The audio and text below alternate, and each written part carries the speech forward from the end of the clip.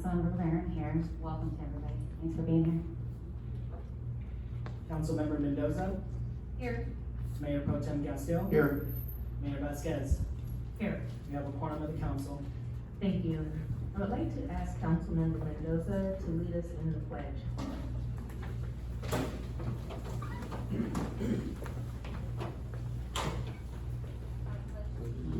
To the flag of the United States of America and to the republic for which it stands, one nation, under God, indivisible, with liberty and justice for all.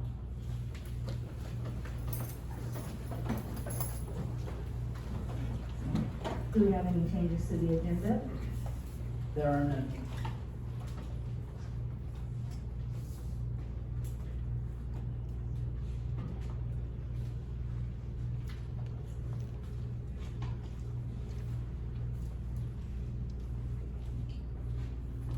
As we did not have any changes to the agenda, I will move on to our presentation portion of the meeting. Tonight, we do not have any presentations, and so now it's time for the general public comment portion of the meeting. During the general public comment portion of this meeting, the public may express their concerns not pertaining to items on the agenda tonight. Please note that according to state law, the city council is not permitted to respond to any comments expressed by the public. If appropriate, staff will be directed to follow up with the speaker, or the topic may be brought to a future city council meeting for consideration. Per the Monroe Municipal Code, Chapter 2.14.150, all remarks must be addressed to the city council as a body and not to any one individual council member. Each speaker will have a maximum of 3 minutes. When speaking, please observe the green, yellow, and red light timer at the podium. The red light indicates that it is time for the next speaker to approach the podium to begin speaking. We do have a few public comment speaker slips here. And we'll start with John L. Wood, followed by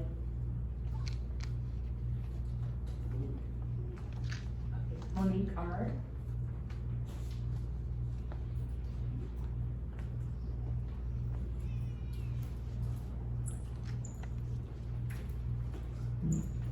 John Elwood, Monroe. This is about the 30th time we brought this up. We still has speed humps on Central to slow the traffic down. I've told this council, other councils, that I found online speed humps that are adjustable, so the apparatus can go through with no problem. Nothing has been done. Nobody's looked into it. And I've been doing this for quite a while, before all of you were here. It would be nice if you actually did something for the residents on Central. Thank you. Thank you. Next we have Monique R, followed by Matt Kushvinsky.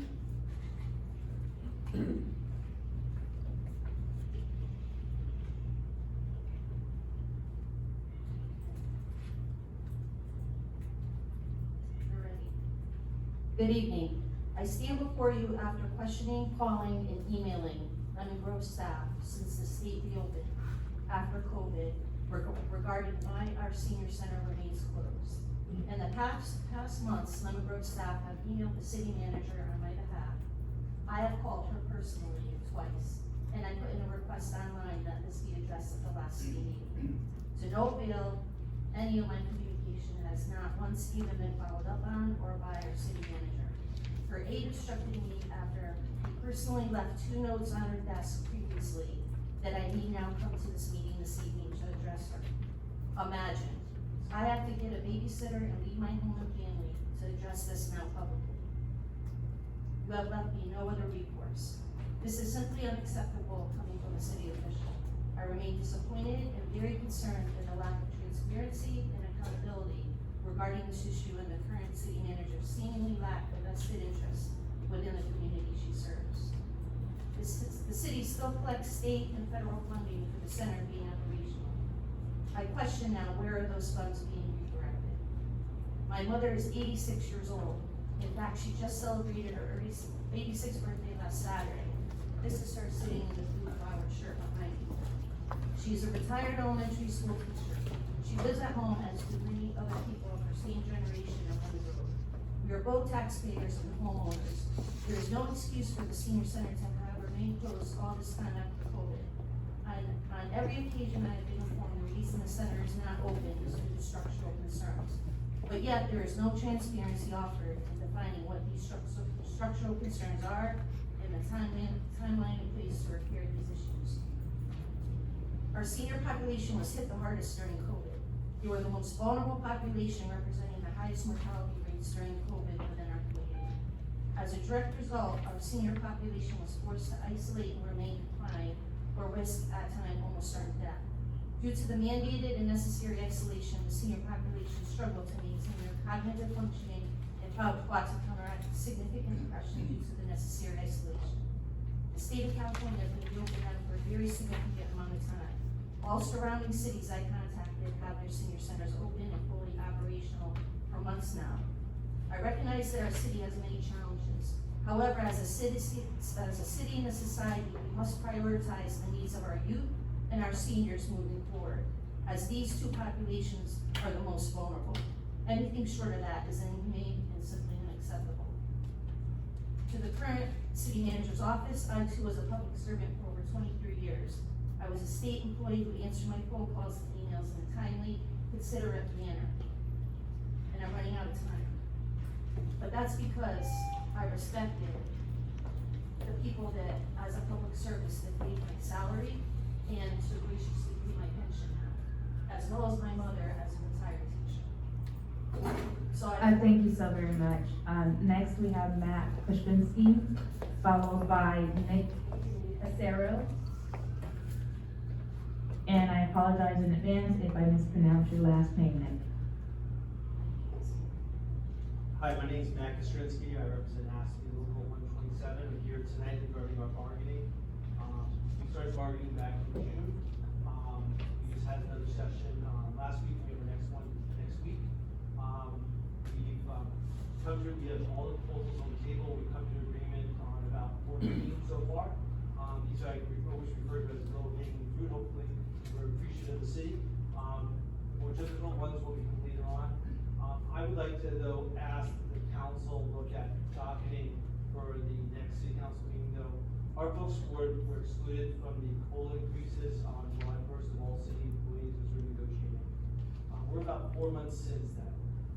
We're nowhere near yet to get a contract settled. And the proposals by the city is not retroactive, but it's whenever we ratify a contract. And so what I'm asking for is the city council to provide our folks with that 3% COLA increase that everyone else in the city has gotten, so they have something to be retroactive to the 1st of July. We're more than willing to, have that considered when we negotiate the contract. And I do mean that in full gratitude. But our folks have gone almost 4 months without that, and everyone else has. And it's difficult, because everyone knows to juggle everything with the cost of living. They've seen quite a few of their coworkers leave, and some others are looking at leaving because of the low wages. We're hoping to get a good contract, we're appreciate working with you, but it is a slow process, especially your first contract. So I hope you'll consider docketing a COLA increase for our folks with 3% retroactive first, just like you did for other folks. You have the ability to do that, and we appreciate if you would do that. So thank you very much. Thank you. Next, we have Nick Carrasco.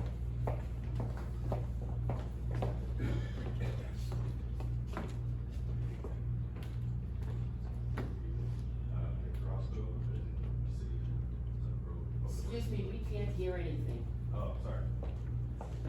I just wanted to reiterate to the council, the 3% COLA.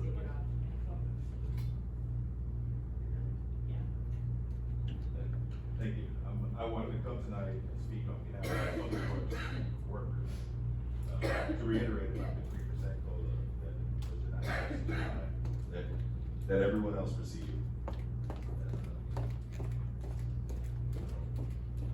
In negotiations, it's gonna take a while. we're just hoping, I want you to know, we'd like you guys to consider to give us retroactive pay, agendizing a 3% COLA that we were denied before. To retroactively to July 1st. That's what we're asking. Thank you. Thank you so very much. Moving on to our consent calendar. Actually, before we move to the consent calendar, there were a few comments shared that staff, may be able to respond to. And so I'll turn this over to the city manager, Lydia Romero.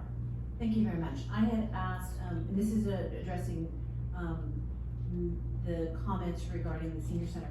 First off, the city gets no state or federal funding whatsoever for any services, that are dealing with recreation, unless it's facilities, such as a bathroom. But we do not get, federal funding for senior services, we do not get state funding for senior services. The program that has existed out there, which was serving seniors, that was a program that paid us to be at the center. That they, after COVID, they did not want to come back because there wasn't a high rate of use. And as we discussed at our CIP meeting and during budget meetings, the senior center structural issues is actually dealing with the overhang. And because there is an unstructural overhang where the bathrooms are at, we can't energize that particular center, because if something happens like an earthquake or it cracks and falls, you know, that could be very, very detrimental for anybody who's underneath there. So we've got to fix those structural issues first. Council has given me direction as to look at alternatives for that particular site, and that's what we're exploring right now. Thank you so very much, for providing that clarification regarding the senior center. I will now move on to the consent calendar. And do I have a motion to approve, the consent calendar? I move to approve this consent calendar. Do we have a second? I'll second. We have a motion and a second. I'll ask our city clerk to call the roll. Yes, the motion was made by Councilmember Snow, seconded by Councilmember Mendoza. Roll call vote. Councilmember LeBaron, Councilmember Rivera? No. Councilmember Mendoza, Aye. Councilmember Snow, Aye. Mayor Pro Tem Gastel, Aye. Mayor Vasquez. Aye. The motion passes. Thank you. Item number 2 is a public hearing. The public hearing is to consider an appeal of the Community Development Manager's findings for a cannabis dispensary at 8280 Broadway in the heavy commercial zone, APN 499-220-22-00. City clerk, have all the notices required by law, have those been given? And, are the complete files of exhibits, correspondence, and other documents, have those been provided? Madam Mayor, all notices as required by law have been sent out. Thank you. I'll turn it over to our city attorney to ask the council if they have any disclosures, conflict of interest relating to this particular item. Thank you, Madam Mayor. I'd just like to go through the dais and have each member identify whether you have any conflicts of interest or whether you've had any ex parte communications regarding this particular matter that require disclosure. Thank you.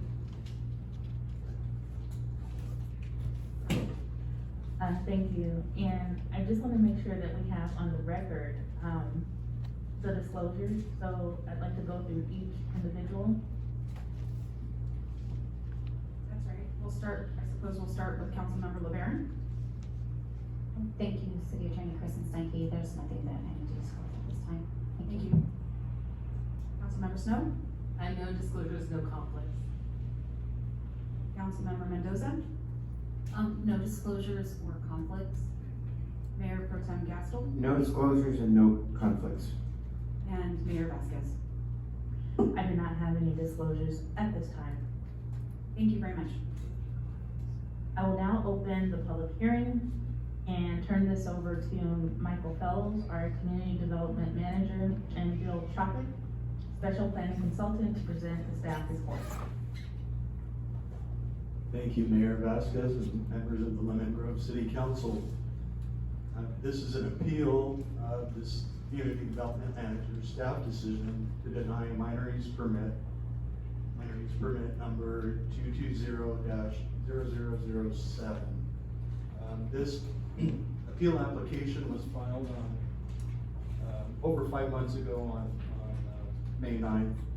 Of course, staff worked with the appellant to waive the time limits for the public hearing.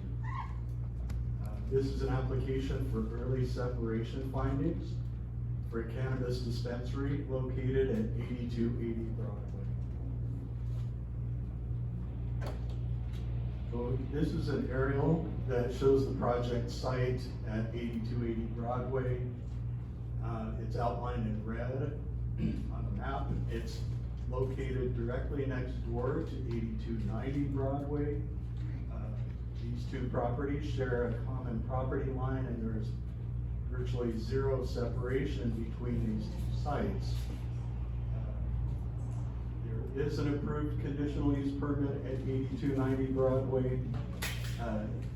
Therefore, minor use permit application at 8280 Broadway for early separation findings can be made. So let's go over the Lemon Grove Municipal Code and as it relates to minor use permits and early separation findings. Separation findings required as part of any permit may be made early, not required, but may be made early prior to an application such as a conditional use permit being submitted for a cannabis dispensary. The sole purpose of a minor use permit for early separation findings is to determine if an application meets or does not meet separation requirements.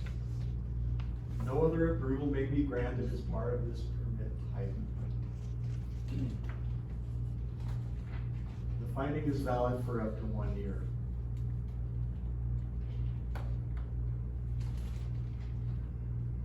The scope of the appeal through the cannabis regulations,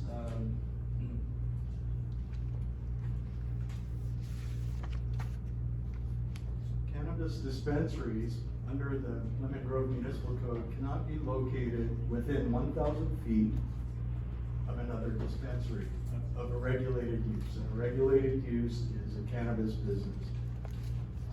Also, a dispensary cannot be located within 1,000 feet from any protected use, either inside or outside of the jurisdiction of the city. Protected uses include public parks, playgrounds, licensed daycare facilities, schools, and licensed alcohol and substance abuse treatment centers. The measurements are made between the closest property lines of the regulated uses and the protected uses. Findings are required to be made to approve a minor use permit for early separation findings. And the findings are stated in the municipal code whether the approval of the proposed use would violate the minimum requirements for distance separations between establishments which dispense, process, or cultivate cannabis, and separations between establishments which dispense, process, or cultivate cannabis and other specific regulated or protected land use as set forth in the municipal code. So the relevant question here is, does the proposed use meet the 1,000-foot separation between cannabis dispensaries? The answer is no. The proposed use is located 0 feet from an approved cannabis dispensary.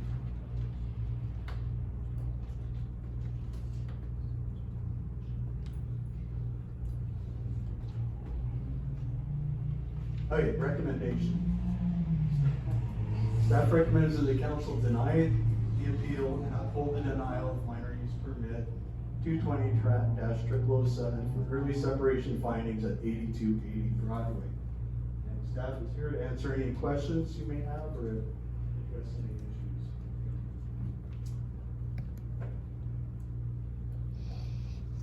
issues. Thank you so very much. So before we get to our questions of staff,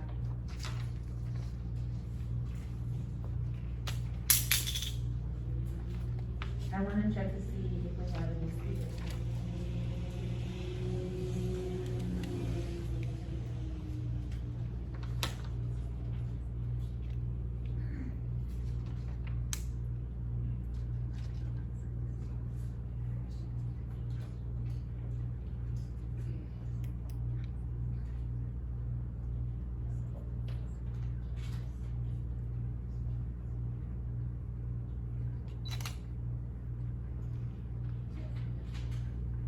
Okay, well, we will, do a round of questions, and so I'll check in with our city council members to see if they have some questions of staff, starting with, Councilmember Mendoza.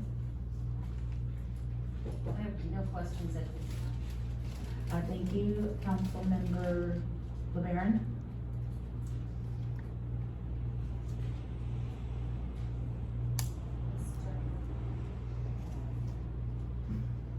Do you have, Loma Grove Municipal Code 17.28.020, like in any of your slides in its entirety, so you can see the entire language? I know there's kind of like a paraphrase, or do you happen to have any of that on you right now? I do not have it on the slides. We do have a hard copy right here. Yeah, See it? I see that?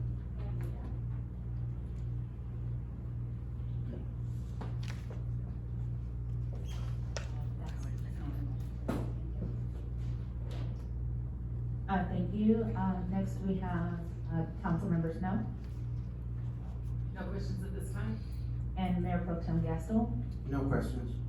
I do not have any questions at this time. And, I will do a second round, just to see if there are any questions. I know that the majority of the council members do not have questions, but I'll check in with Councilmember LeBaron. Do you have any additional questions at this time? Yes, actually, yeah, I do. Hopefully when we hear from the appellant, that'll shed further light. Assuming we're gonna hear more from staff. We're gonna do public comments. But a question, okay, so there's 8280, and then right next to it's 8290. These are two places that they both wanna open up medical marijuana dispensaries.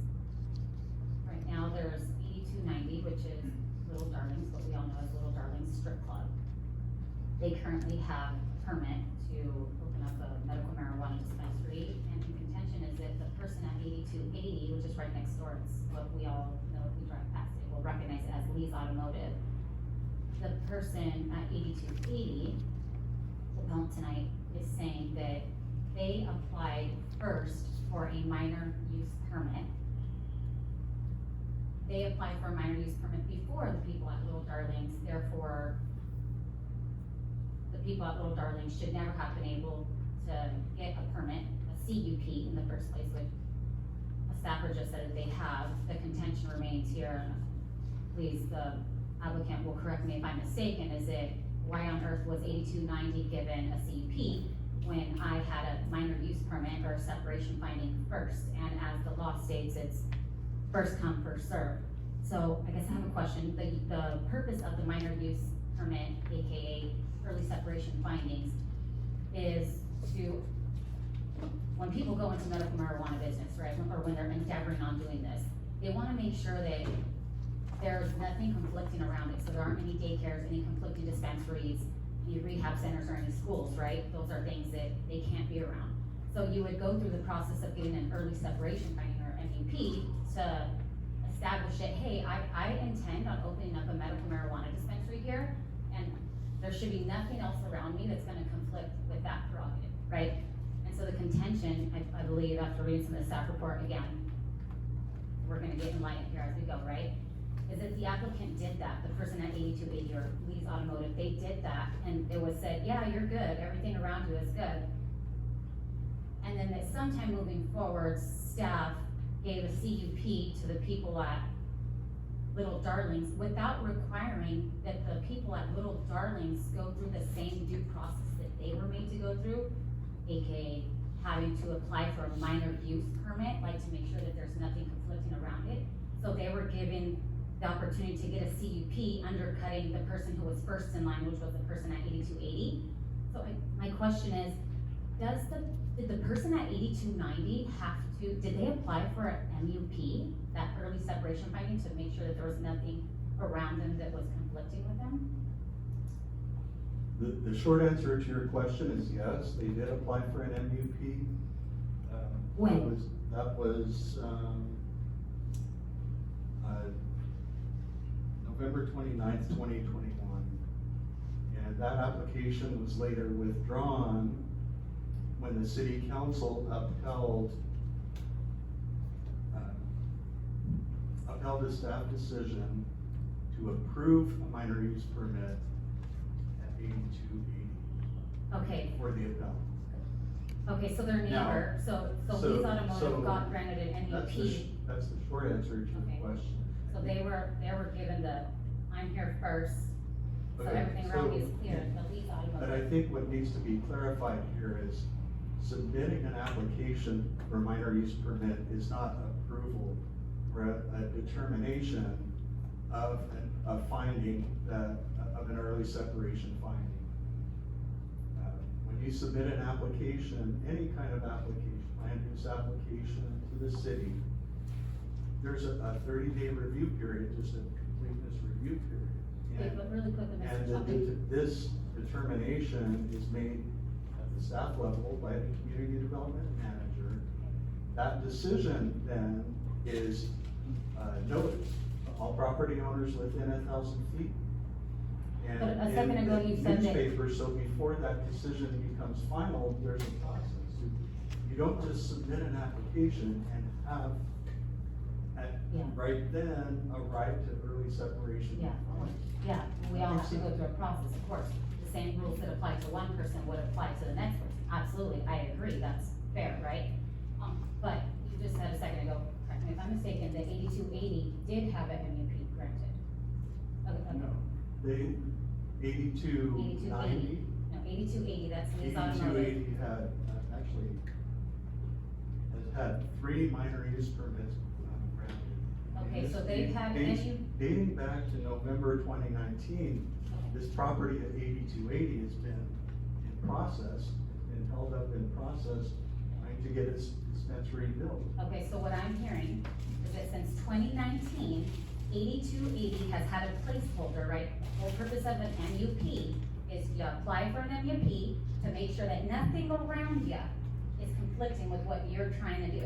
And what For a you just said- 1-year period. For 1 year. You 1 said year. since 2019, they've had it, and then you just said that 8290 hasn't had that. They Okay. rescinded it at one No, point. they initially applied in 2019, 8280, 8280. gotcha.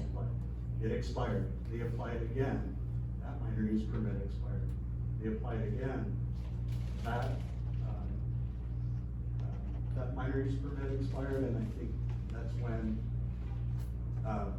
the appellant, appealed that staff decision.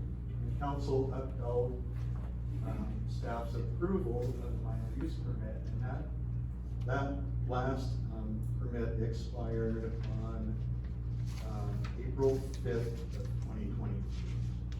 You said that 8290, that's the strip club, that they do have a MUP as of a certain date? No, But they never got an MUP. they never got an They never, like, established that, hey, nothing around Yes, this, and that's never? not a requirement. Yet it's an option.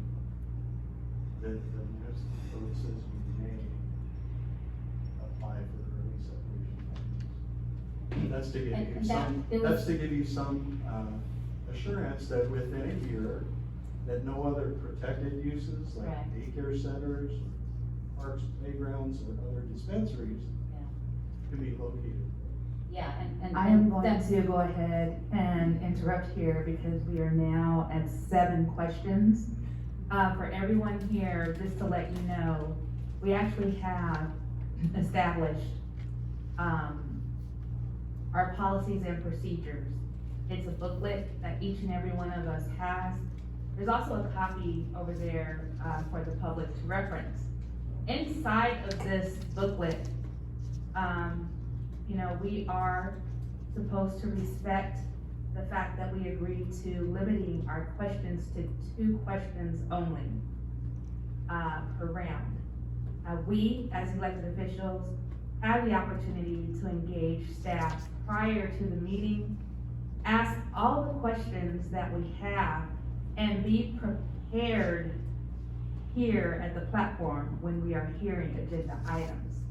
That's the process that is outlined.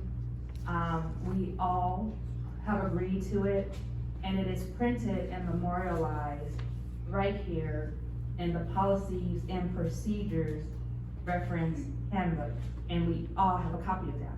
So I will ask our city council members to please adhere to the rule of 2 questions per round. What I'm gonna do now is I wanna give the appellant the opportunity to speak. So I'll ask Chris Williams, representative for Pix Axle Holding, to come up to the mic. And you will have 30 minutes to make your presentation. Thank you.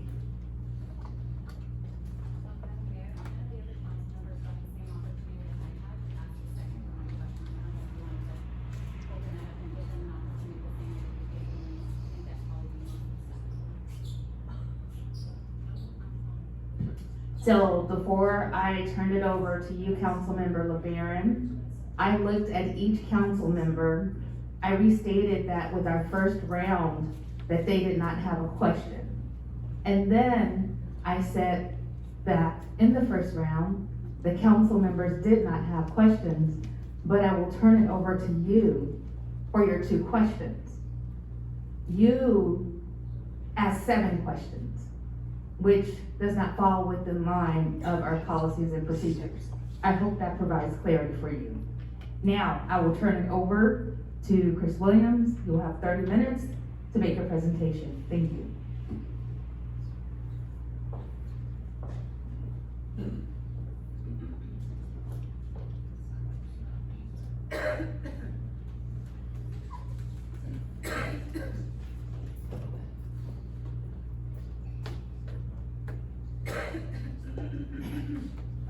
Good evening, council members, and the public of the city of Lemon Grove. I'd like to thank you for the opportunity to appeal tonight and speak my case. Some real quick disclosures.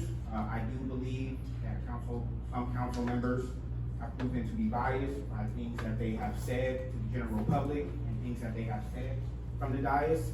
I would like to state that for the admin record, just in case that is needed. You guys are the quasi-judicial body, and I am supposed to receive a body that is free of bias. Thank you very much. I'd also like to state for the record very quickly that I do not believe that the 30 minutes is a requirement. The code is clear. It says that it may be up to 1 hour, and I will receive at least the same amount of time. It does not say shall receive the same time, at least the same amount of time. So I would ask staff as well as council to be mindful of the ability to get the things on the records to protect the city and the taxpayers, as well as to be able to make an intelligent decision tonight based on a matter of law.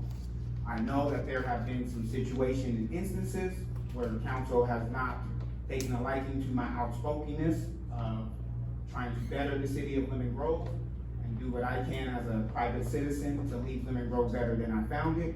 And I ask that those disagreements be left at home or on social media, and tonight I receive a fair, quasi-judicial body, even though I stated for the records, I believe that a reasonable person will find that hard to believe based off some of the things that have been said from the dais. I'd also like to state for the record that the timeline based by the Development Service Director is wrong. It appears to be intentionally wrong to confuse the timeline. And the matter of facts are, this is not whether you like Chris Williams or like my project. It is a matter of law. And as the Mayor Vasquez said, it is a matter of policies and procedures. So I ask of the council tonight to follow the policies and procedures that are voted in Title 17 of the municipal code.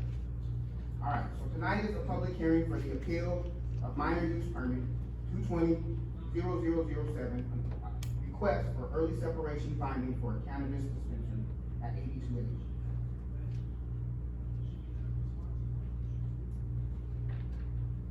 Tonight is simple. It's a matter of law, and it is if council can find the findings or make the findings. There are very short 4 findings. Is the use compatible with the neighborhood or the community? As staff have said, this particular property has received minor use permit since 2019 and also was awarded a conditional use permit. So staff has, as well as council, has made these findings previously. The only thing changed is time, a lawsuit, and what seems like more personal than that. The use is not detrimental to the health. The use complies with performance standards, and that is an important fact that we will touch on later. And the use is consistent with the applicable provisions. Also, whether the approval of the proposed use will violate the minimum requirements.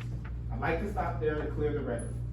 That somehow, some way, 8290 Broadway, admittedly by the Development Service Director, has been able to get a CUP within 1,000 feet of my approved MUPs and CUPs. The timeline of the staff report reflects such. And I've asked the judicial body to verify the timeline. You have a fiduciary responsibility before making a decision, the best interest of taxpayers, to verify the timeline. I'd also like council, my quasi-judicial body, to utilize the city attorney. The city attorney is the one required by law to speak the truth in regards to matters of the law. Respectfully, the Development Service Department can give you opinions. His opinion is not held to the same officer of the court as our city attorney. So I would advise and ask that council ask questions directly to the city attorney who is being paid to decipher the matters of law. So as a matter of law, the city council can and must make the required MUP findings and overturn the community development manager's denial of the appeal. On August 3rd, 2023, Austin Legal submitted a letter, the public can find that right there, on behalf of her clients Rita Hermes and Sabah Thomas at 8290 Broadway, next door to 8280. In the letter, Austin references the terms may and Lemon Grove Municipal Code section 10820E. Ironically enough, the appellate body must consider section 10820 of the Lemon Grove Municipal Code in its entirety. And E says shall and may. This is policy and procedures of the Lemon Grove Municipal Code. Shall is mandatory and may is permissive. And then it states the ordinance. This is sent on behalf of the clients of Rita Hermes, of Austin Legal, Rita Hermes, and Sabah Thomas. What does that mean? There are certain things that you guys as council have discretion and may decide to do it and not. And then there are things that says shall. There is no discretion. It's a matter of law. It's mandatory. And what I asked earlier for Mr. Pablo to hand to each one of you is the latest case law in regards to may and shall when it comes to cannabis. It's to the highest level, or just about the highest level. And I'm sure Allison Snow would appreciate it when it comes to making her decision as an officer of the court. It is an abuse of discretion for the city to deny the minor use permit and early separation finding for land use or land use application. Again, there's some intention to confuse. It does not have to be an approved application. It says a land use application. That's what the law states. And I would advise the Development Service Department to look up what's the actual law. Land uses or land use applications initiated after the filing of an early separation application would not be grounds for denial of the permit. Clearly from the staff report, you guys approved, and I will argue, and I think the letter of the law will argue, that the permit issued on May 2nd was issued improperly. And as such, that permit is null and void. For sake of argument, and utilizing the staff report, you guys approved that on May 2nd. A land use application for early separation findings was filed on April 19, 2023. Prior to April 19, 2023, 8280 had a CUP from April 18, 2022 to April 18, 2023. Again, I'd like to correct the record. The permit at 8280 CUP was not, it did not expire according to council until April 18th, not April 5th. So please again, Mr. Development Service Director, just check the record and correct the facts. According to the provisions of the Lemon Grove Municipal Code, City Council has no choice but to make the MUP findings and overturn the Community Development Manager's denial of appeal. The appellants, us, Pickaxe Holdings, filed MUP 220-007 at 82 Broadway on April 19, 2023. The applicants at 8290 did not file a new MUP or CUP on April 19, 2023. The applicant filed CUP 210002 at 8290 Broadway on December 9th, 2021, as the Development Service Director stated on the record. The CUP was deemed complete on May 10th, 2022. The appellant, Pickaxe Holdings, had a valid minor use permit or conditional use permit from January 21st, April 18th to 2023. Again, based off of these facts, and based on how you are trying to deny this minor use permit, how is it a possibility that 8290 was able to get a CUP while we had an active CUP? According to the Lemon Grove Municipal Code, it is factually impossible. That is also stated on the record by Gina Austin, Austin Legal Group, where she states the code in that letter. So again, I have made claims that I'm being treated differently. This denial of my minor use permit is proof of that. How does 8290 get a CUP when we have a valid MUP and CUP? Only the Development Service Director can allow that. And it can be, I guess, approved by City Council. I'm asking for council to follow the law. CUP was issued on May 2nd, 2023 at 8290. Again, after the minor use permit was filed, and you could not file anything prior to that because we had an active CUP. If you guys recall, on April 5th, 2023, we visited this City Council and asked for a time extension. So how can the permit be deemed complete on May 10th, 2022, if we have an active and valid CUP? Again, I believe that the law states, and it's not a belief, it is clear, that the application, the CUP at 8290 is void because it was improperly issued by this council on May 2nd, 2023. I honestly don't believe that there are going to be many minds changed tonight. But this is for the record, and I hope that the people who make a decision are held accountable for what it costs the taxpayers of Lemon Grove when they purposely avoid policies and procedures. Pickaxe Holdings filed a minor use permit April 19, 2023. It was approved and it was valid. Again, it was factually impossible that the applicant at 8290 had a valid CUP on or before April 19, 2023. Again, as a quasi-judicial body, I ask that you ask for questions directly to the city attorney because she is the one that is the officer of the court. Rita Herman Sabah Toma did not submit a new application package as required by 172820 J1, 2, and I. Again, these are the policies and procedures of the Lemon Grove Municipal Code. This is what you are here to protect, and you swore to adhere to. This is not Chris Williams' code. This can be validated through your own research and due diligence. Their applications in 2021 and their deemed complete application in 2022 is null and void. If you remember on April 5th, this council said that applicants must have significant progress to their application every year, or it is no longer valid. That is what the code said.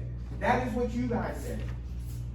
So how can a permit that was filed in April 2021, while we have a valid CUP, what did they do to show significant activity?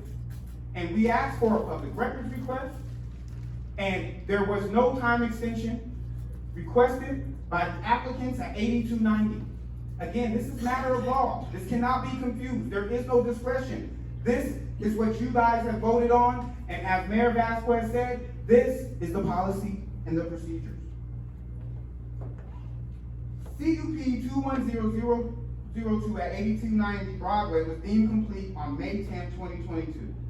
In conflict with the provisions of Title 17, city staff deemed CUP 210012 at 8290 complete on May 10, 2022. Although 1732-090B1 required dispensaries not be located within 1,000 feet of other dispensaries. As Development Manager Mr. Tropic said, we have an active CUP. How did 8290 get a CUP following the matters and the letters of the law? As required by 1728-20E, 8290 Broadway deemed complete application was required to progress in accordance with subsection F, subsection G, and then subsection 8. Multiple city staff reports testify that the applicants waived the mandatory provisions in conflict with Title 17. I shared with you guys before I started speaking, case law regarding the word shall and may, and applicant nor the city has the ability to waive the requirements. The code is clear.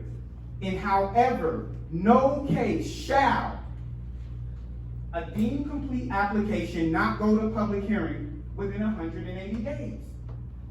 That would have failed on November 6, 2022. These are the dates that the policies and procedures state that you must follow and adhere to. But of course, because these are the favored applicants, they quote unquote was able to waive the mandatory public hearing.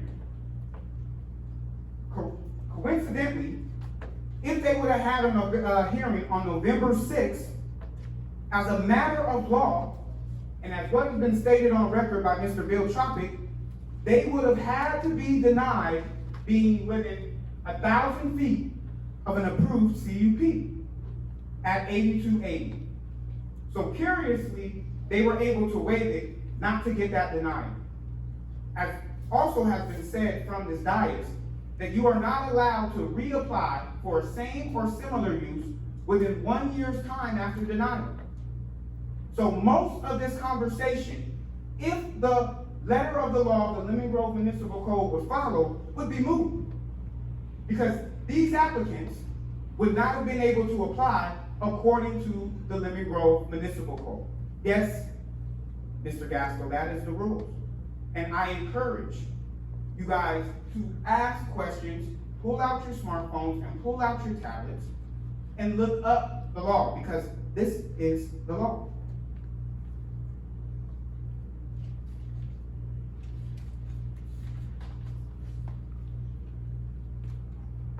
You cannot waive a public hearing.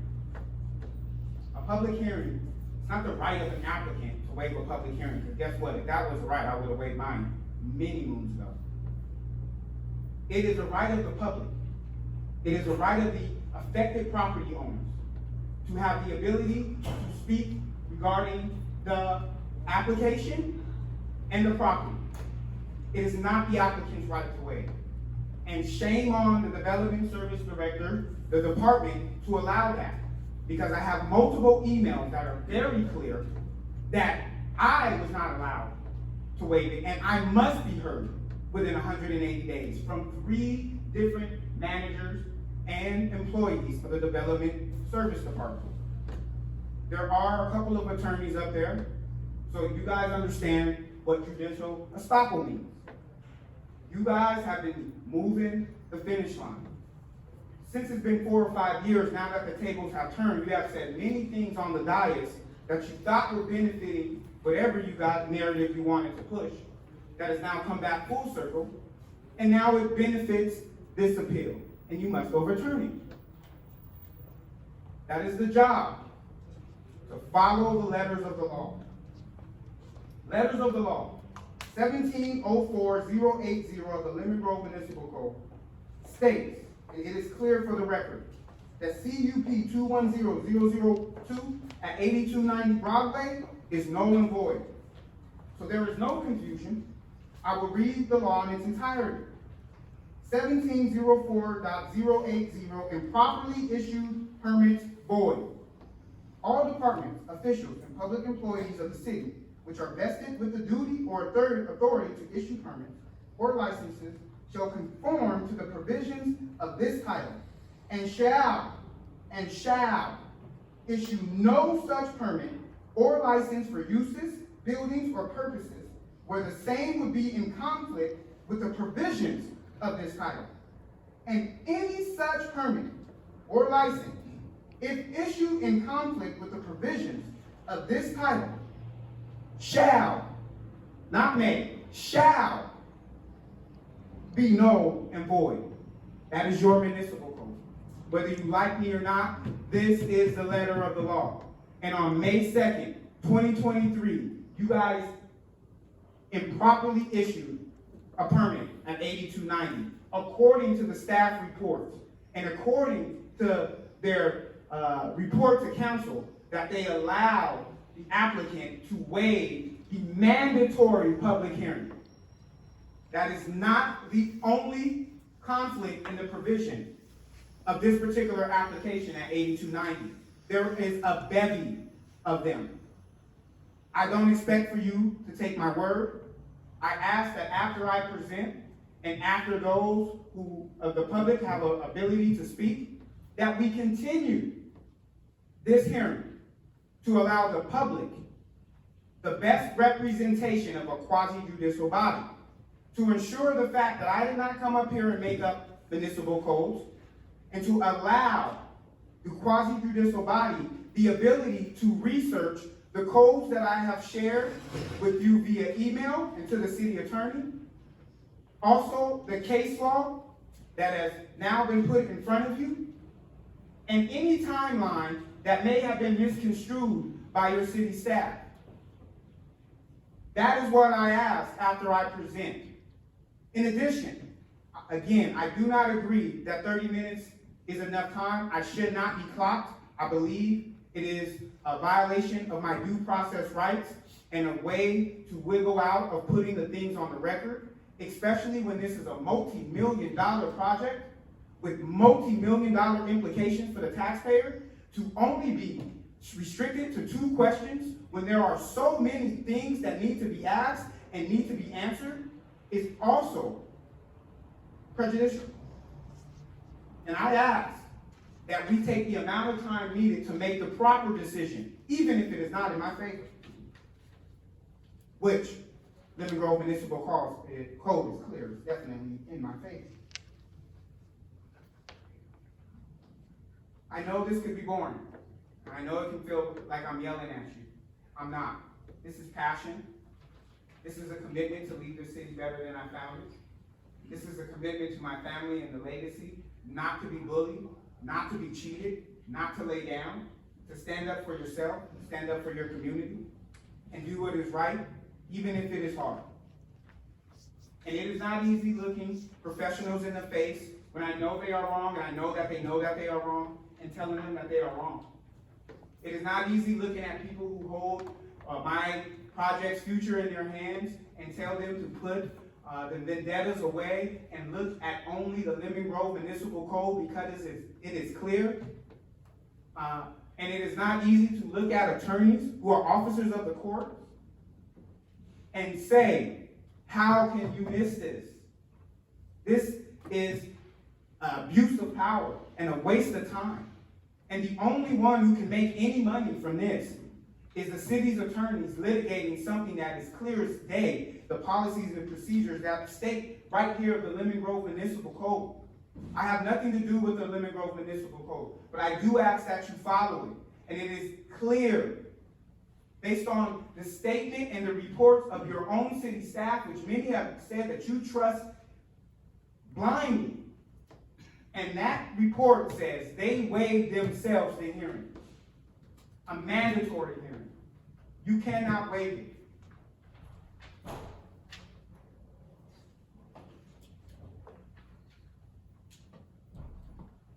Additionally, the findings made on May 2nd, 2023 were in conflict with the provisions of Title 17.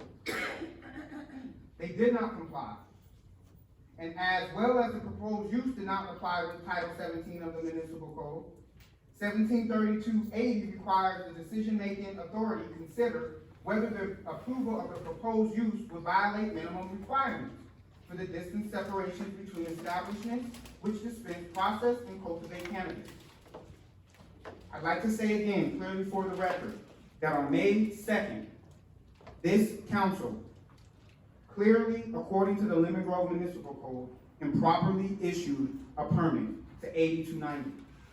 They did not follow the rules of the provisions of Title 17. Many of you, there's only a couple of you, who were not a part of the implementation of Chapter 17 or Title 17 of the Municipal Code. The city improperly issued the permit, and it is null and void, and there is not much more that can be said or done or confused. It doesn't matter what Gina says. Doesn't matter what her law firm says. Doesn't matter really what I say. What matters is the letter of law. And this is a matter of law. And as a matter of law, you guys improperly issued a permit, and that permit is null and void. So it does not matter that there's some permit out there. The permit was issued improperly, and your code says as such. It is null and void. And I advise council to stop the bleeding while they can. Follow the codes. Because all it does is it puts you in hot water, not with just me as the appellant, but also the applicants at 8290. Let them know it was improperly issued. You guys have been put on the record that based on your Lemon Grove Municipal Code, you guys should say as such. And your city attorney should advise as such.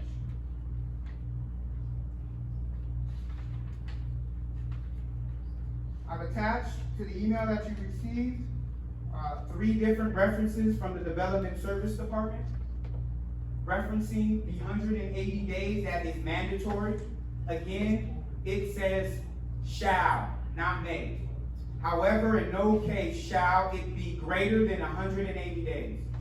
And let's face it, May 10, 2022 to May 2nd, 2023 is far beyond 180 days required by the Lemon Grove Municipal Code.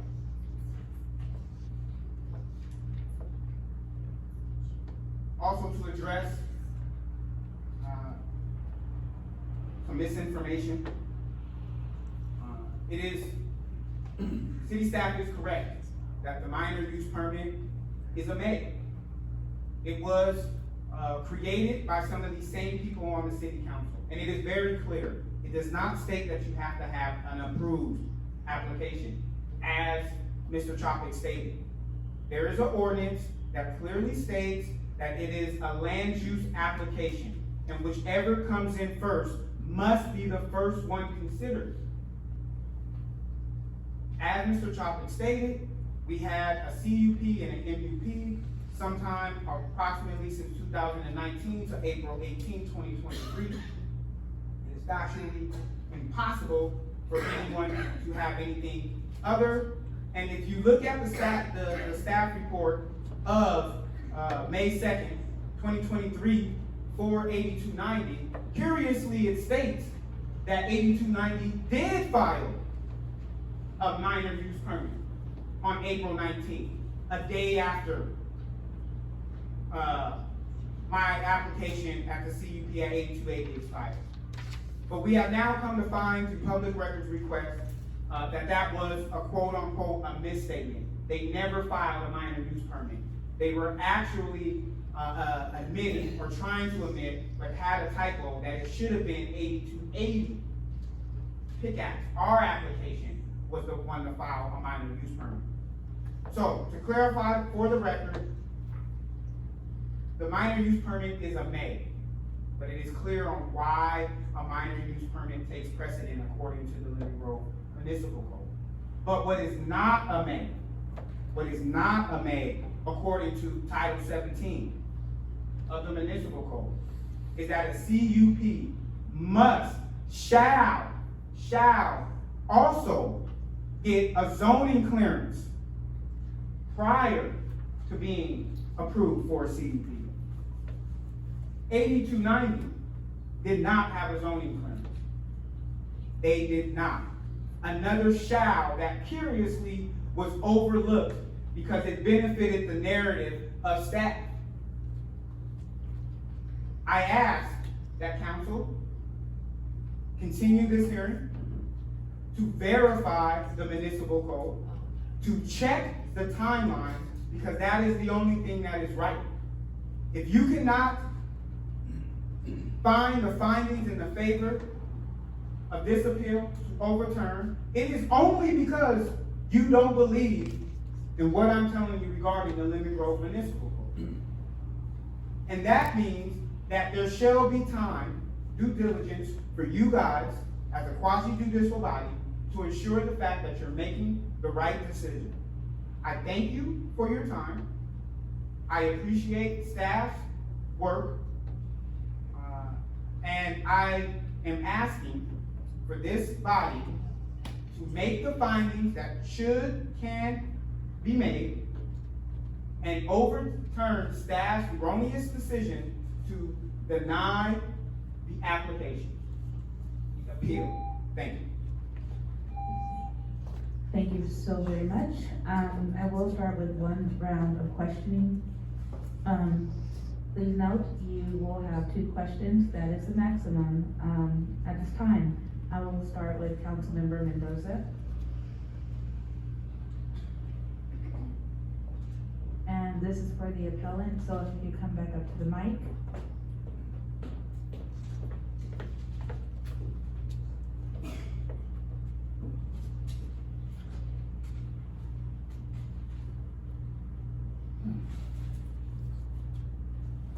So you came before us on April 5th of 2022. And the applicant in 8290 had filed an appeal of the denial of their, I want to make sure that this is straight. We were considering their appeal. And they made a very strong argument, and I'm sure you remember this, that you had been dragging your feet on this project. You applied in November of 2019 initially. That's almost 4 years ago. Your application expired. You filed again, that application expired. You filed again, and your application expired. And that's when the applicant next door filed their appeal. We decided to give you another chance. Do you remember that? We gave you another shot at this. So how dare you stand there and tell me that I am biased against you? I gave you another shot. Stick to the law. That is biased. I gave you And another we shot, gave that's you- biased. 1 second, Take it, right? if we cannot respect each other while they're speaking, then we cannot move forward. And so I will ask the people in the audience not to yell out. If you want to speak, you can fill out a speaker slip and speak during the public comment portion of the meeting. Otherwise, I will be compelled to ask you to leave. We have to respect not only the elected officials here, but respect the person who's standing in front of us. And by not allowing him to hear the comments would be unfair to him, but also to not allow the elected officials to speak. It's not okay. So we're gonna respect each other in this moment. Just know that we're listening here and we're asking you to listen as well. I will turn this back over to Councilmember Mendoza so that we can continue moving forward. Thank you. So, we gave you another year, and we were very specific that you have been holding up a tax, generating business. The city of Lemon Grove has lost money because you've held up a business being, established in this area of town, a very lucrative business. So we gave you 1 year so that, you could show substantial, progress on your conditional use permit. And we made the decision that when that year was coming up and you asked for an extension, that you had not shown substantial progress. And that was our decision. And I'm just making this clear because you did not bring this up in your presentation. And so I'm, allowing you the opportunity to correct me if I'm wrong, but that was my understanding, is that, you had let this go on and let your permits expire, and we gave you a year so that we could move this along and give another, business an opportunity to open up, because for over 3 years, you have just let this opportunity go. So, that's my question. Thank you, Mrs. Councilmember Mendoza. So first I'd like to say respectfully, I did not bring it up, in my presentation because what you said does not matter. I was given the permits, and at this point in time, the only thing that matters is the Lemon Grove Municipal Code. Doesn't matter if you think I've taken a long time. Doesn't matter if you don't like me. I'd also like to clarify for the record, I never said you were biased. I never said any name out there. So if there's any guilt, I apologize. You shouldn't feel guilty. But I did not say you did this. If I can interrupt here, we have to allow, the appellant to speak. Councilmember Mendoza will have the opportunity to ask one more question. And so, I'd like to finish we my are response, going to ma'am. get through. Mayor, that's If what you I'd like can to wait finish a my- moment, I'm speaking right now, You're don't interrupting speak over my me. question. You're speaking It's over my me. time, it's my mic. That's what you You're said. speaking over me. We will follow a rule of decorum here. And we have to allow people to speak, but also to be heard. So, I'm asking you to finish up your statements. Councilmember Mendoza will have the opportunity to ask another question. So I'll turn this mic back over to you, Chris Williams. Thank you, Mayor. Like I was saying, I did not bring it up because it does not matter. The Lemon Grove Municipal Code says it does not matter. It does not say, Chris Williams, take this long, or we can make money with someone else, and you are right, Mrs. Mendoza. It is a very lucrative business. And since It is a very lucrative business.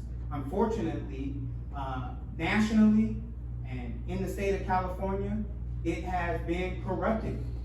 And it has been used by, not saying this particular council, but many councils across the state of California, some which have now been indicted for trying to rig the cannabis system for their own personal and financial or political gain. So you are absolutely correct that this is a lucrative business. And ask yourself, why in Jiminy Cricket would I spend $500,000 moving forward with the project to not want to get the project moving forward, or to implement the project, or to develop the project? It makes no sense. What does make sense, Ms. Mendoza, is that staff, as I have claimed, have moved the finish line. And on April 5th, I showed significant activity. But it does not matter, because the facts are that case that has already been filed in Supreme Court. And this city has tried to have that case thrown out and has been unsuccessful. So what will happen is we will allow that to be heard by the courts. But this is a separate case. This is a separate hearing. And the hearing states, my argument to the hearing is simple. The Lemon Grove Municipal Code says that the permit at 8290 was improperly issued. And according to your code, whether you like the code or not, it is null and void. There is nothing in the code that says Mr. Williams or any other applicant only gets 1 bite of the apple, 2 bites of the apple, 3 bites of the apple. There is nothing to the code that states it. So again, whether you want to give someone else another chance, doesn't matter.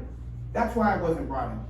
What matters is the Lemon Grove Municipal Code that is clear, that says the first application is the first consideration. Doesn't say after the second, doesn't say after the third. It is clear. If you do not like the law, and that goes for anybody up here, there are only 5 people in this entire city, except for Citizens Initiative, that has the ability to change the law.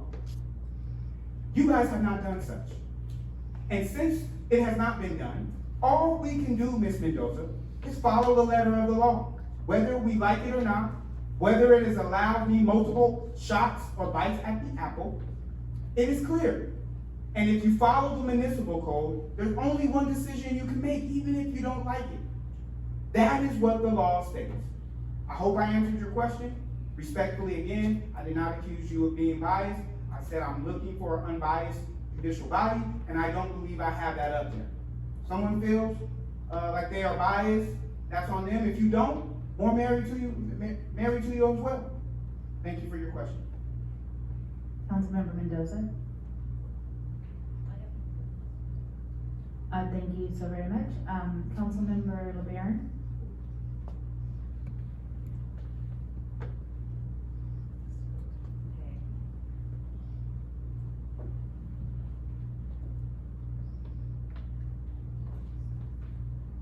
All right. This is not the first time that Mr. Christopher Williams has stood before this legislative body.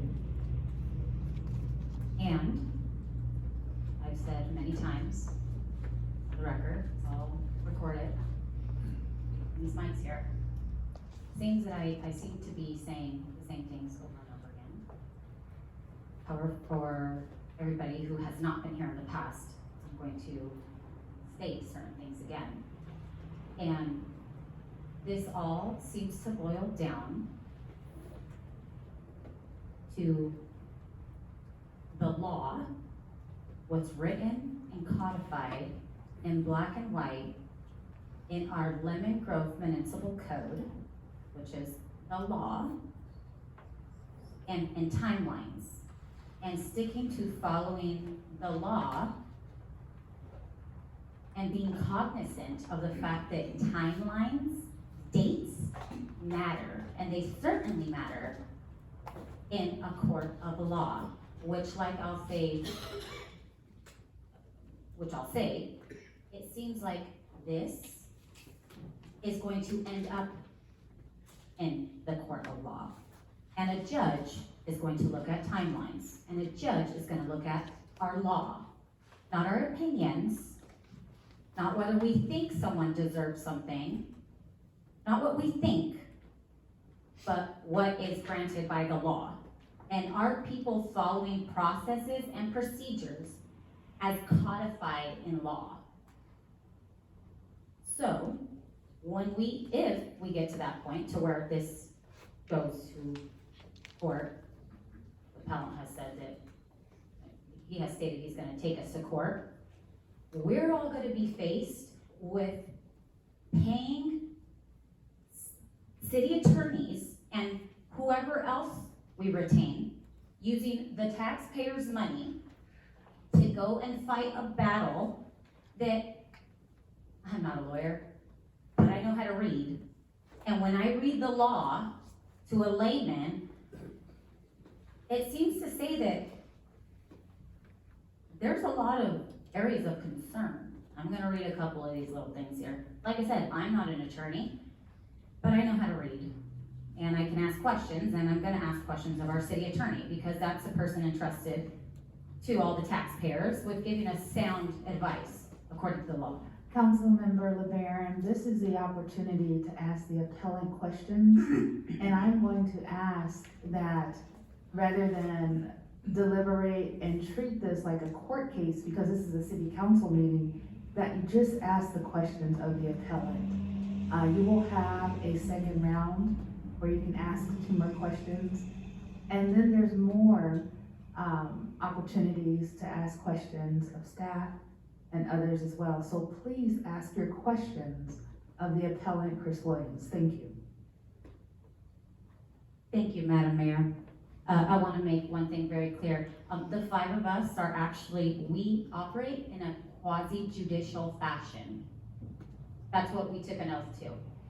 And then we're playing with the public's money. So Do you have decisions that we questions make. of the appellant? Yes, Please absolutely. ask your questions of the appellant. Thank you. I just wanted to educate, because it seems that there's a little misunderstanding on your part as to what we do and the power that we hold. We're a quasi-judicial body here. I will be very clear, this is not about me. This is about the appellant and his agenda item. Please ask him his questions. Thank you, ma'am. Again, understanding that we have a very serious job to do up here. We're here to protect the taxpayers' dollars from getting wasted on unnecessary litigation. So me making decisions that go contrary to the law, that's not to the benefit of anybody who I represent. I want to make that very clear to everybody here. So anything that I'm saying is going based off of the law to protect our money from being wasted when we go to court, and then the judge is just going to say, hey, you know what, you guys aren't following the law. And that's thousands and hundreds of dollars down the drain that could have been used on fixing our streets, opening up the senior center, and doing tons of things that the public actually wants their money being used on. So just to go back, I'm going to go to law. So Mr. Williams, you pointed out a couple things. Since I can only ask you, I'm going to ask this to the city attorney later, because she is the sole person who is obligated to give us sound advice, and I want her answers on the record.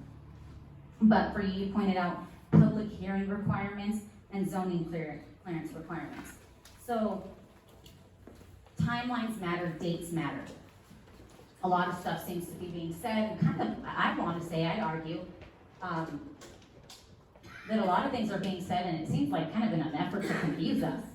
I mean, there's stuff that's being said that's not accurate from staffers, not accurate from us as elected officials, because when you look at the law, it's not accurate. So I just want to say, this doesn't need to be complicated. Let's look at timelines. You mentioned May 10th. So it is, what is it? It's October 17th of 2023. Okay, May 10th of 2022. Okay. A conditional use permit for 8290, that's the place that's right next to where you want to open up your MMD. It's a strip club right now. Okay, so May 10th, 2022, that was over a year ago, right? A CUP was submitted. Okay, a CUP was submitted. And then here, according to our municipal code, 17.28.020, here it says, under scheduling, okay, public hearings of the city council shall be subject to rules regarding the placing of matters on its agenda respectively. Subject to state planning and environmental laws, public hearings shall not, which means they must not, they cannot, right? Public hearings shall not be held earlier than 10 or later than 60 days following submission of an appeal application or a deemed complete application. So that's, they shall not be held, a public hearing shall not be held earlier than 10 days or later than 60 days following submission of an appeal application or a deemed complete application. So if the CUP for your neighbors at the strip club was submitted on the 22nd, 60 days would be 2 months later. That's a long time ago. That's May 10th, 2022, May, June, July, so July, or possibly 6 months later, right? Because it says here, the time limit specified in this subsection may be extended by mutual consent of the applicant, so let's say the strip club people, and the development services director, somebody in his capacity right here, Bill Chopix. However, in no case shall this time period exceed 180 days, which is 6 months.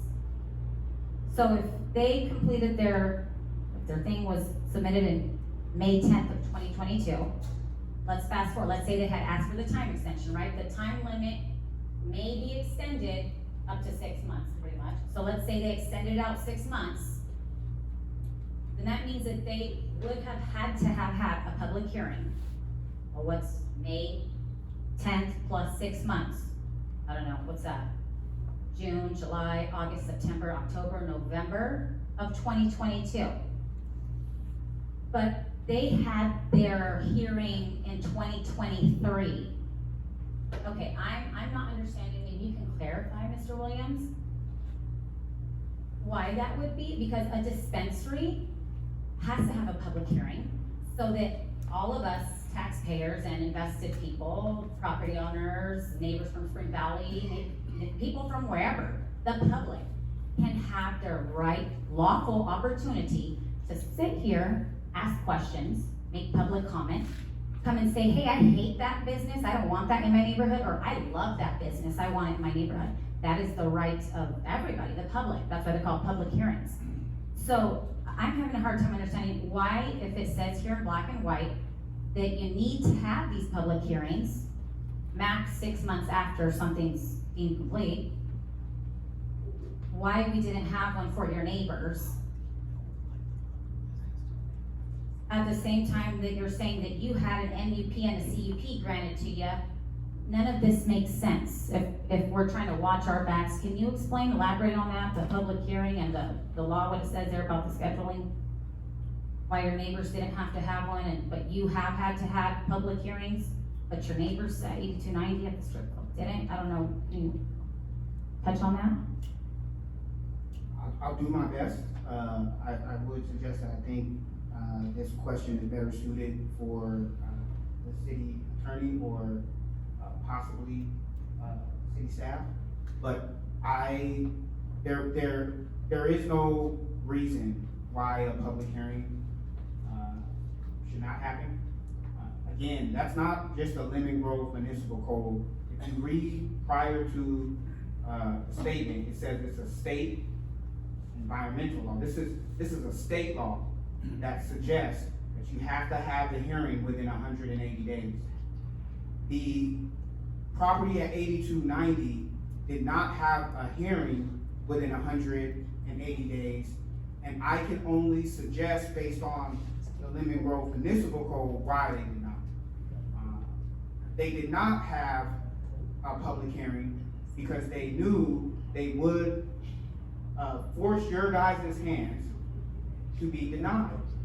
Why is that? Why would they have been? Because they would have been within 1,000 feet of an approved dispensary next door at 8280. which was yours. Thank you so very much. Gotcha. I'm gonna move on to the next council member I because didn't we are ask you That was one beyond, question. we are beyond 2 questions That was with one council question. member LeBaron. We are beyond, and so I'm gonna move on. We do have opportunities to have ask exposed more something really- questions, and so I'm going to move on to council member Snow. Thank you. I'd just like to state for the record, that was one question, and again, you cut me off, ma'am. I have 3 questions notated here. Please repeat them for the Again, record. Please I repeat those am questions moving for the record, on ma'am. to, you can always go back and listen to Councilmember LeBaron and her line of questioning. I'm moving on to Councilmember Snow. She will have the opportunity to ask more questions during this meeting. Thank you. Respectfully to Ms. Snow, you are the quasi-judicial body. You made a statement on the record that there were 3 questions. As the appellant, it is my due process to ask, what are the 3 questions? Because you are stopping information and getting on the record. Shouldn't be that hard. We are moving on to Councilmember Snow. Thank That's you. what I thought. I just wanted to state that for the record. Councilmember Snow? Thank you. So, right before you, stood up to speak, you handed us a document that's approximately, 13 pages long. It says verified petition for writ of mandamus and complaint for peremptory writ of mandate and injunctive relief. It's a document that was filed with the Superior Court of the State of California for the County of Orange. So this is just an initial pleading. It doesn't represent any ruling by the court. And it has not been upheld, and this was heard in 2021. And the order upon which this information was sought was based in 2021, and I don't have the order. So this doesn't have any weight at law at all. Like it's just somebody's opinion, and it is not the court's opinion. And so I just wanted to be clear, what you handed us was a peremptory writ, an application for relief, and it has nothing to do with the court's order, ruling. It is not persuasive case law, it's nothing, it's just somebody's opinion. And so I just wanted to be sure that you understood what that document is that you handed us. You had mentioned, that it had come, that it was one of the highest authorities, and I just wanted to clarify, do you understand that this is not an order from the court? I do. You do? Okay. The next issue I have is, what do you think is inaccurate in the timeline? Can you specify the dates and times exactly that you think are wrong? And while he's doing that, can you pull that up for everyone on the slide presentation? Go year by year. Yeah. Councilmember LeBaron, please.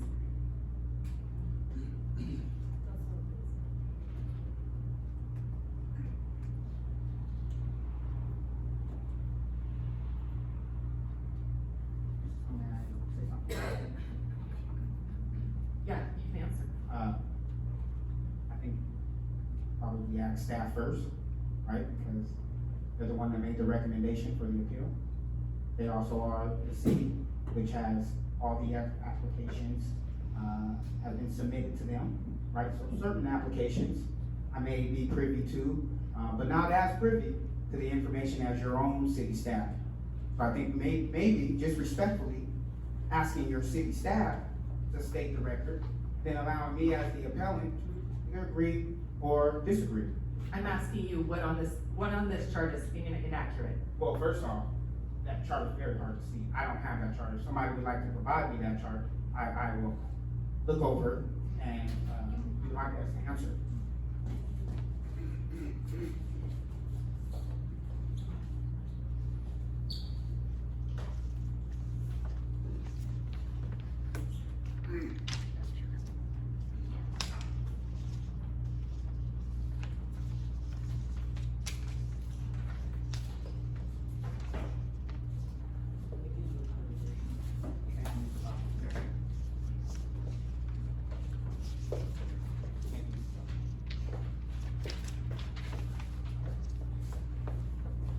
Please bear with me as I overlook the document.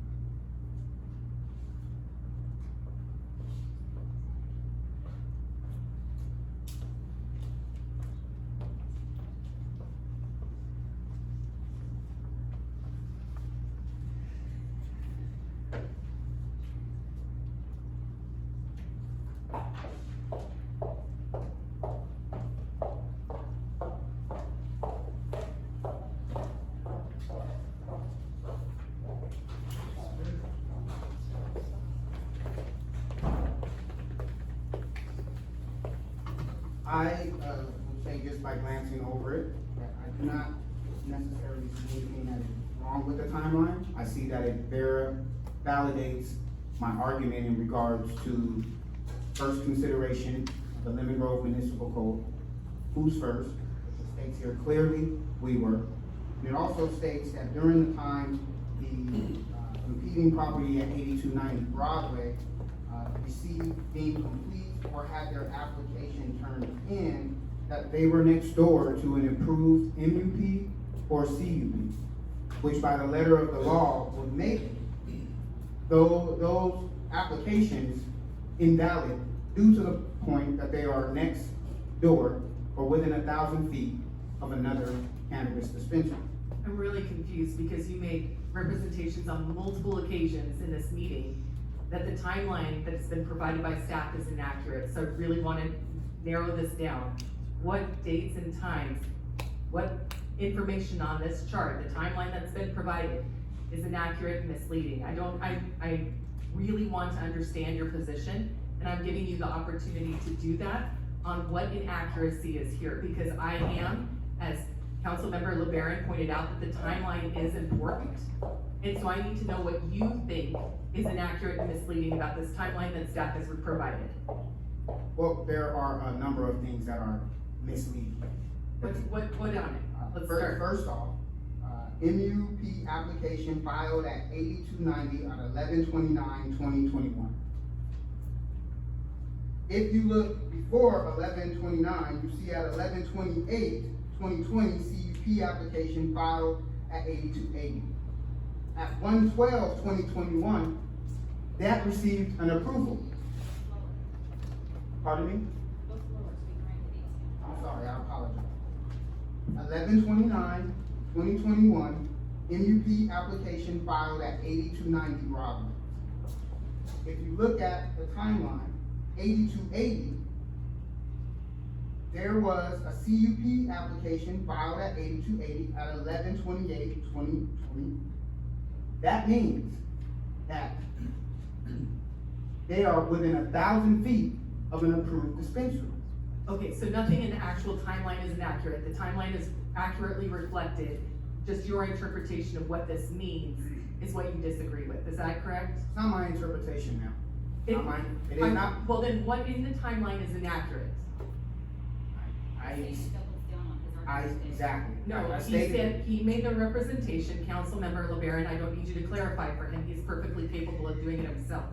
I need you to clarify, you made numerous representations that the timeline itself is inaccurate. And so I'm looking at it, I have done my due diligence, I have listened to the recordings, I have listened to the past conferences, I've been at the past conferences where these issues were discussed, I have been a participant in these proceedings, and I have done my due diligence to make sure that these things are accurate and not misleading to the public, because I am basing my decision on this, and I need you to tell me, if you're gonna make the representation that it's inaccurate and misleading, what exactly on this document is inaccurate and misleading regarding the timeline itself. My understanding now, having asked the same question 3 times, is that there's nothing on here on the timeline itself, the dates, the times, and the activities that's recorded are inaccurate or misleading. I will state for the record, the only thing that I noticed that is not on here is on May 2nd, the staff report. The staff stated that applicants, give me 1 second. The applicants at 8290, on May 2nd, 2023, filed an MUP. That is what the staff report says. That is not in this timeline. As I stated earlier, as I glanced at this, first time I saw it, as I glanced at this, there is nothing that conflicts. What it does, it validates exactly what I presented before council. It is that somehow, some way at 8290, they are able to circumvent the Lemon Grove Municipal Code and move their applications forward while they are next to an approved CUP or MUP. And that, this timeline reflects pretty accurate. Thank you so very much.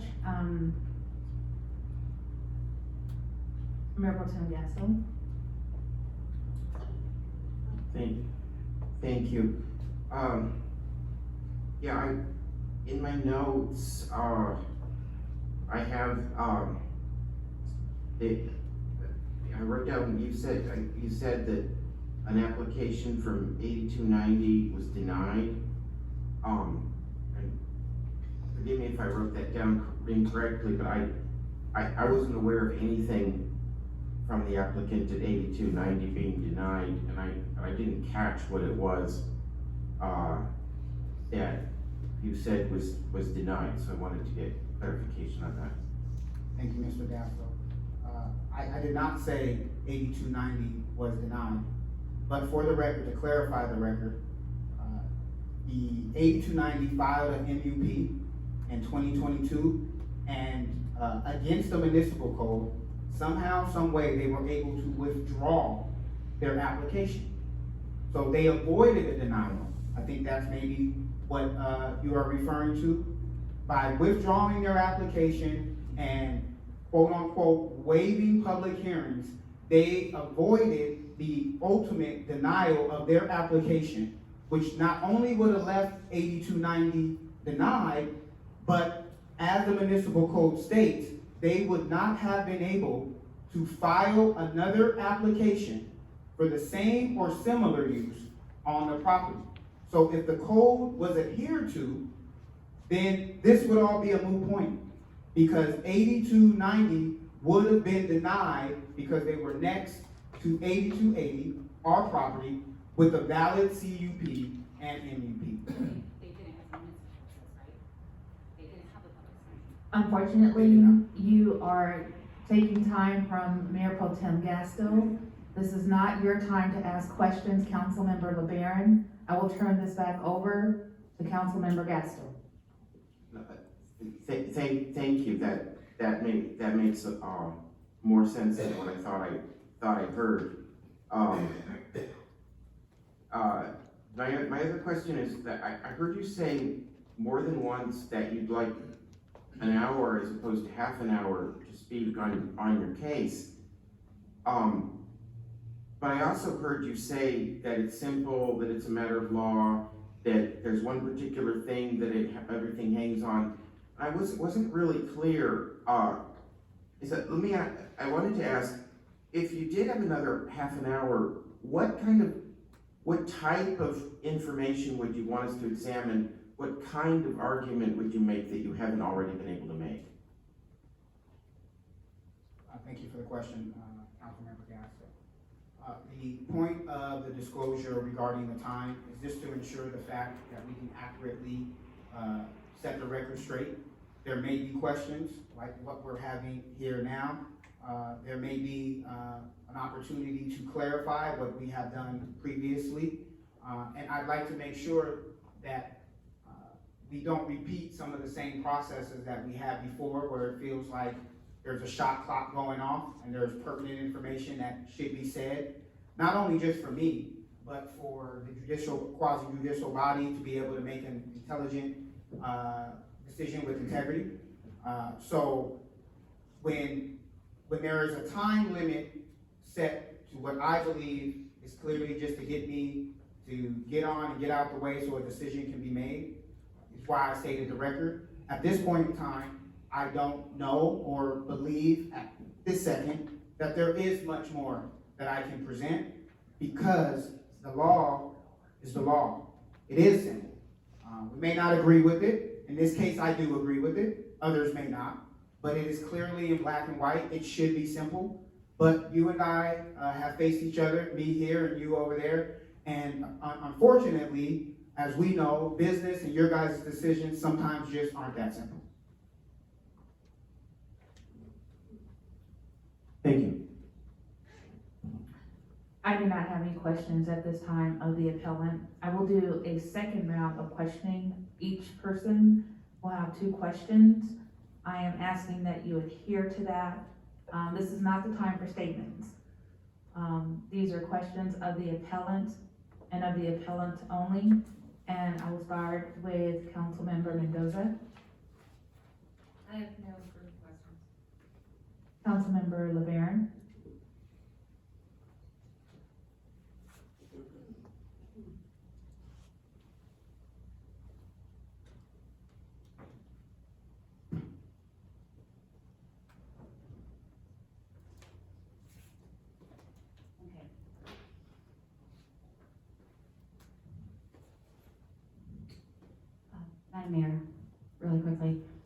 is just 2 more questions for the appellant, and then there will be an opportunity to ask staff, such as the city attorney, questions, correct?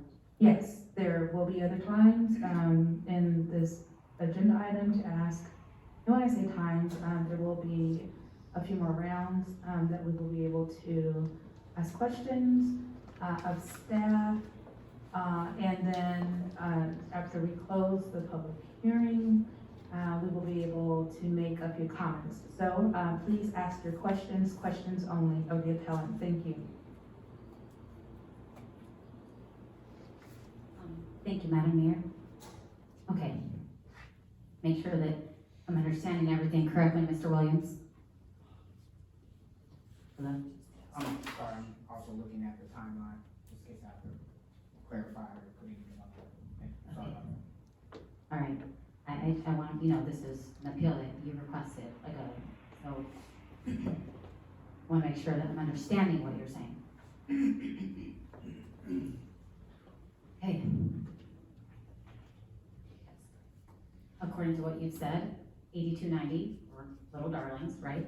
8290 filed an MUP in 2022, in about November, right? November of 2022, according to Mr. Chopik, and then withdrew it short after. The applicant at 82980, which would be you contend that the people at 8290, your neighbors, withdrew their MUP that they had filed, likely because at that point in time, you already had first come, first served dibs on an MMD, right? It's only one person can have dibs on having an MMD, because you have 1,000 feet around you, so one person can have dibs at a time.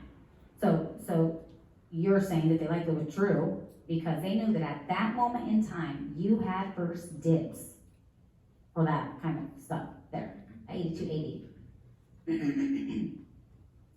And that had they actually done what the law said that they had to do, as all MMD applicants have to do by the law, they have to have a public hearing. They have to give all of us the opportunity to do this. Had they done that, they would have come before us, and then by law, we would have all had to say, you know what, 8290, no, you can't have an MUP because there's already, your neighbor next door, he already has his spot secured. He can't. So in lieu of hearing that bad news, they didn't want to hear it, so they withdrew. They didn't do what they should have done by law, which was have the public hearing. Instead, what you're contending is that they waited. It seems like you've also contended that this is all being supported, like this is all happening with the support of city staff and council members who are allowing this kind of skewing, circumventing of the laws, breaking of the rules. It's being supported by some or all, I don't know, you can clarify later, some or all of the people on staff or city council, that there are people here who are in cahoots with the 8290 people and breaking the law to then wait until the following year to allow something or to try to screw you, and I don't know how else to say that, part of my French, to try to screw you later on in 2023 to where then your neighbors at 8290 can then hop, skip, and jump in front of you, kick you out of your rightful spot. That's kind of what you're contending. Just want to put that on the record. That's what I'm understanding what you're saying. Okay, so I want to look at this. Can you tell me a little, can you clarify, according to the municipal code, which I have right here, thank you. It's printed for me to read. It says, okay, zoning clearance requirements, right? A lot of people have to go through zoning clearance requirements, like when we build on our house, property, businesses, all this. Zoning clearance requirements. All this stuff is important. Okay, application submittal, it says right here, application submittal. Prior to submitting application packages for permits or other approvals. So prior to submitting application packages or for permits or other approvals, the applicant must, right? AKA must, shall means must. The applicant must obtain a zoning clearance. So then if your neighbor's at 8290, prior to submitting application packages for permits or other approvals, if they would have obtained a zoning, they would, according to this, they shall have obtained a zoning clearance, right? I mean,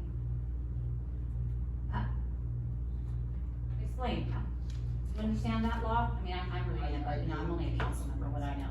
I will do my best. Before I address your question, after looking at the timeline again, Okay. and I appreciate the candor or such from Mrs. Allison Snow, but I do see, of course I knew I would, a typo. It says 8290 Broadway filed 11/29/2021. Pardon? And their Did you say? 8290 Broadway filed their MUP application on 11/29/2021. And they also filed, at 8290 Broadway, their CUP at 1209. Those dates are wrong. It's actually 11/29/2022 and not 2021. So I'd like to clarify that for the record. Yes, that's what he said, that's written down here, that they had, I wrote that down. But it is not on the timeline that, I felt, Mrs. Snow wanted me to, validate. The timeline is wrong now. I know you've done a lot of homework and a lot of research and listened to a lot of the meetings. So I know I missed it, and it looks like you missed it as well. The times are wrong now. Okay, hold on, we need to clarify, because timelines matter, that's what I've said from the beginning, timelines matter. And I did write down what Mr. Bill Topic said earlier, he said that 8290 applied for an MUP November 29th of 2021. Well, he said 2021, that's what I wrote down. Is that correct? You're saying 2022. 2022.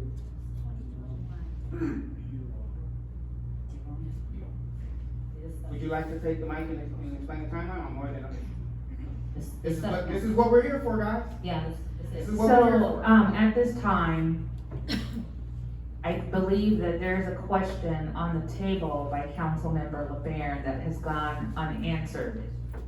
It is not, the time to answer questions of Councilmember Snow.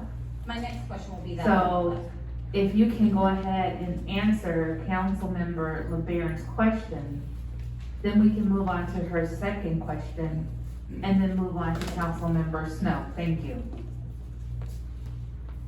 Really quickly, yes, there is an unanswered question that I made to you, Mr. Williams. And then, so that we don't get sidetracked, because timelines absolutely matter in this kind of stuff, my second question will be in regards to that. Can we notate that? Can you notate that? I will notate that and clarify the record as well. So we officially have two questions by Councilmember LeBaron. If you can please answer both of those questions, then we will move on to Councilmember Snow. Thank you.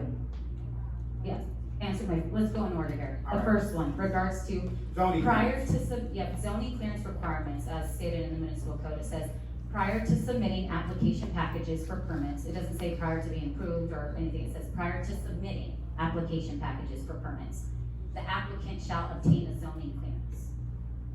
Yes, the applicants, according to Lemon Grove Municipal Code, are supposed to, apply for a zoning clearance. I believe in 2018, there was an ordinance enacted by, this city council that created the minor use permit, to coincide with the zoning clearance. So we are supposed to have a zoning clearance, and or a minor use permit, according to the code.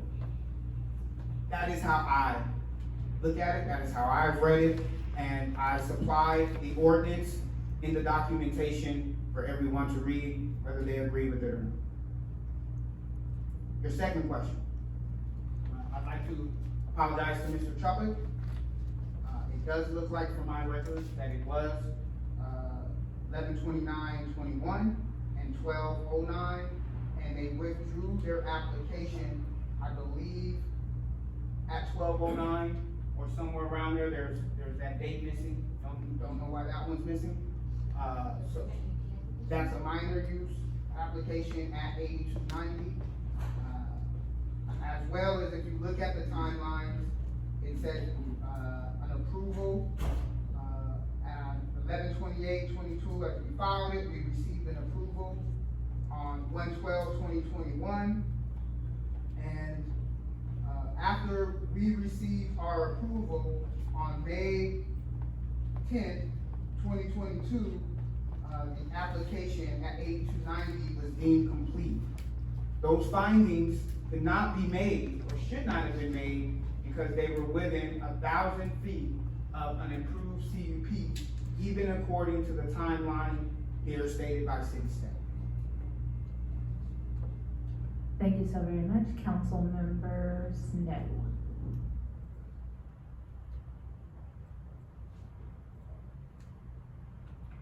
I believe you were in attendance on, May 2nd, 2023, is that right, for a city council meeting? Is that one of your questions, ma'am, or do you want me not to answer it so you have? No, I want you to answer that. I believe I was here, yes. Okay, I attend most city council meetings, so yes, I'm pretty sure I was here. okay, and you listened to us have a hearing, a public hearing that day on their CUP application 210002? Is that your second word? Yeah. Yeah, I was here. But that does not mean, just because you issued it, that it's not null and void according to your Lemon Grove Municipal Code. Thank you. Mayor Pro Tem Gaston. No, asked my question. I have no questions right now. Thank you so very much. We will now have public comment from any persons in the audience who wish to speak on this matter. Anyone wishing to speak on this item, please submit a speaker slip to the clerk. We do have some speaker slips here. And so I'll go through these that I have so far, starting with Kathleen McLean, followed by Donna Wood.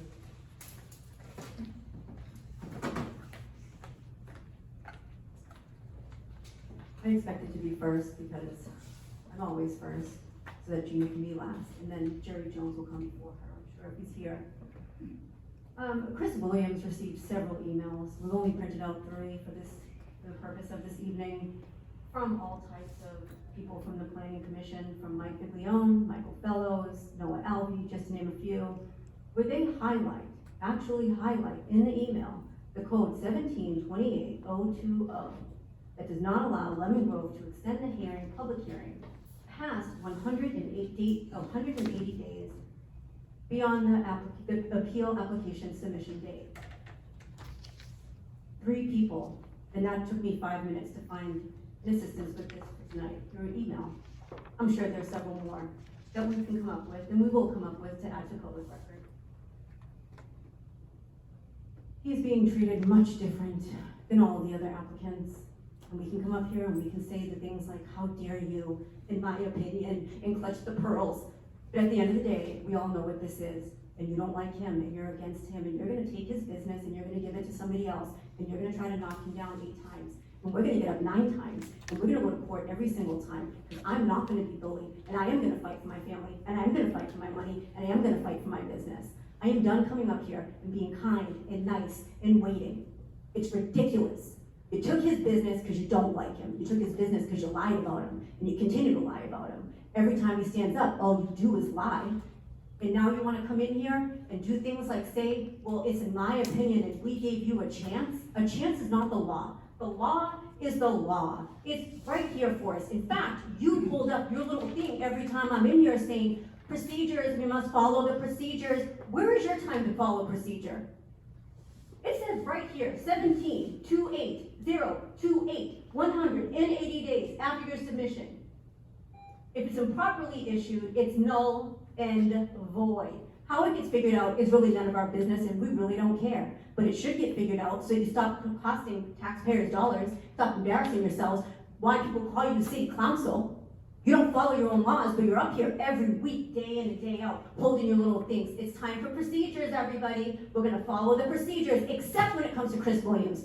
We can go ahead and break the law. We'll take his business. And Kristen Stanky, where are you? You are the city attorney. This is the law. It's the law. It's plain black and white. There's no going around it. It doesn't matter how much you don't like him and how many times he had a permit. Guess what? They move the finish line every single time. You turn something in? No, no, no. We want a purple unicorn. Oh, Bill Chompik's not here. Oh, David DeRees, he's playing volleyball. This person's on maternity leave.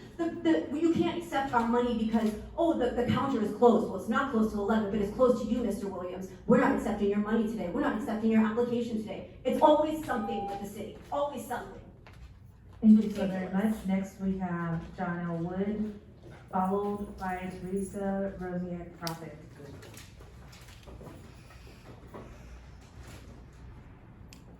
Won't show and tell. Okay. Prop V was passed November 2016. It says that dispensaries must be 1,000 feet apart. Separation measured by the distance taken between location on public right of way. Operating hours will be maximum 8 a.m. to 8 p.m. East County states Lemon Grove would be open 7 days a week from 8 a.m. to 8 p.m. Current dispensary hours: Boulevard, 6 a.m. open, 10 p.m. closed. Walgreens, 6 a.m. open, 9:45 closed.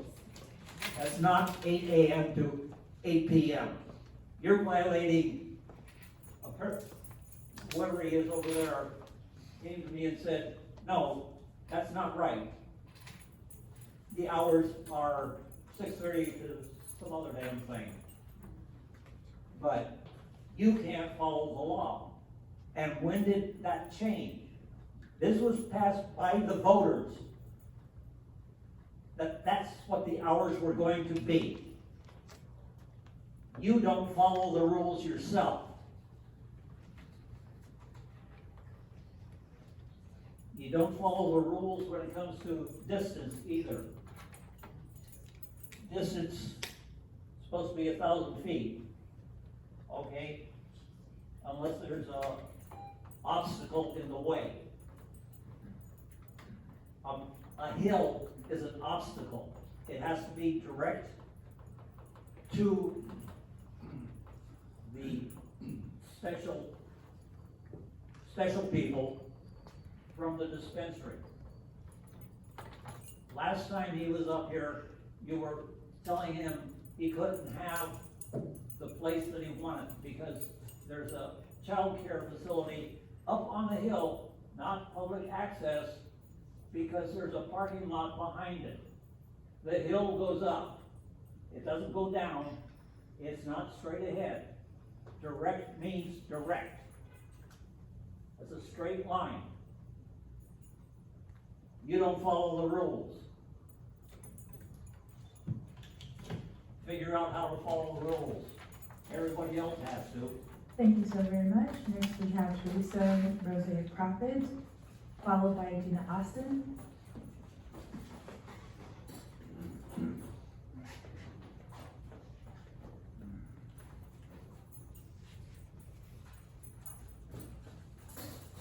Good evening.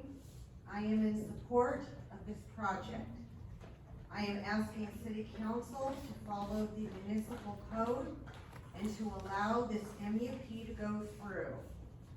The conditional use permit at 8290 is null and void according to the Lemon Grove Municipal Code. 8290 did not have a public hearing 180 days as required.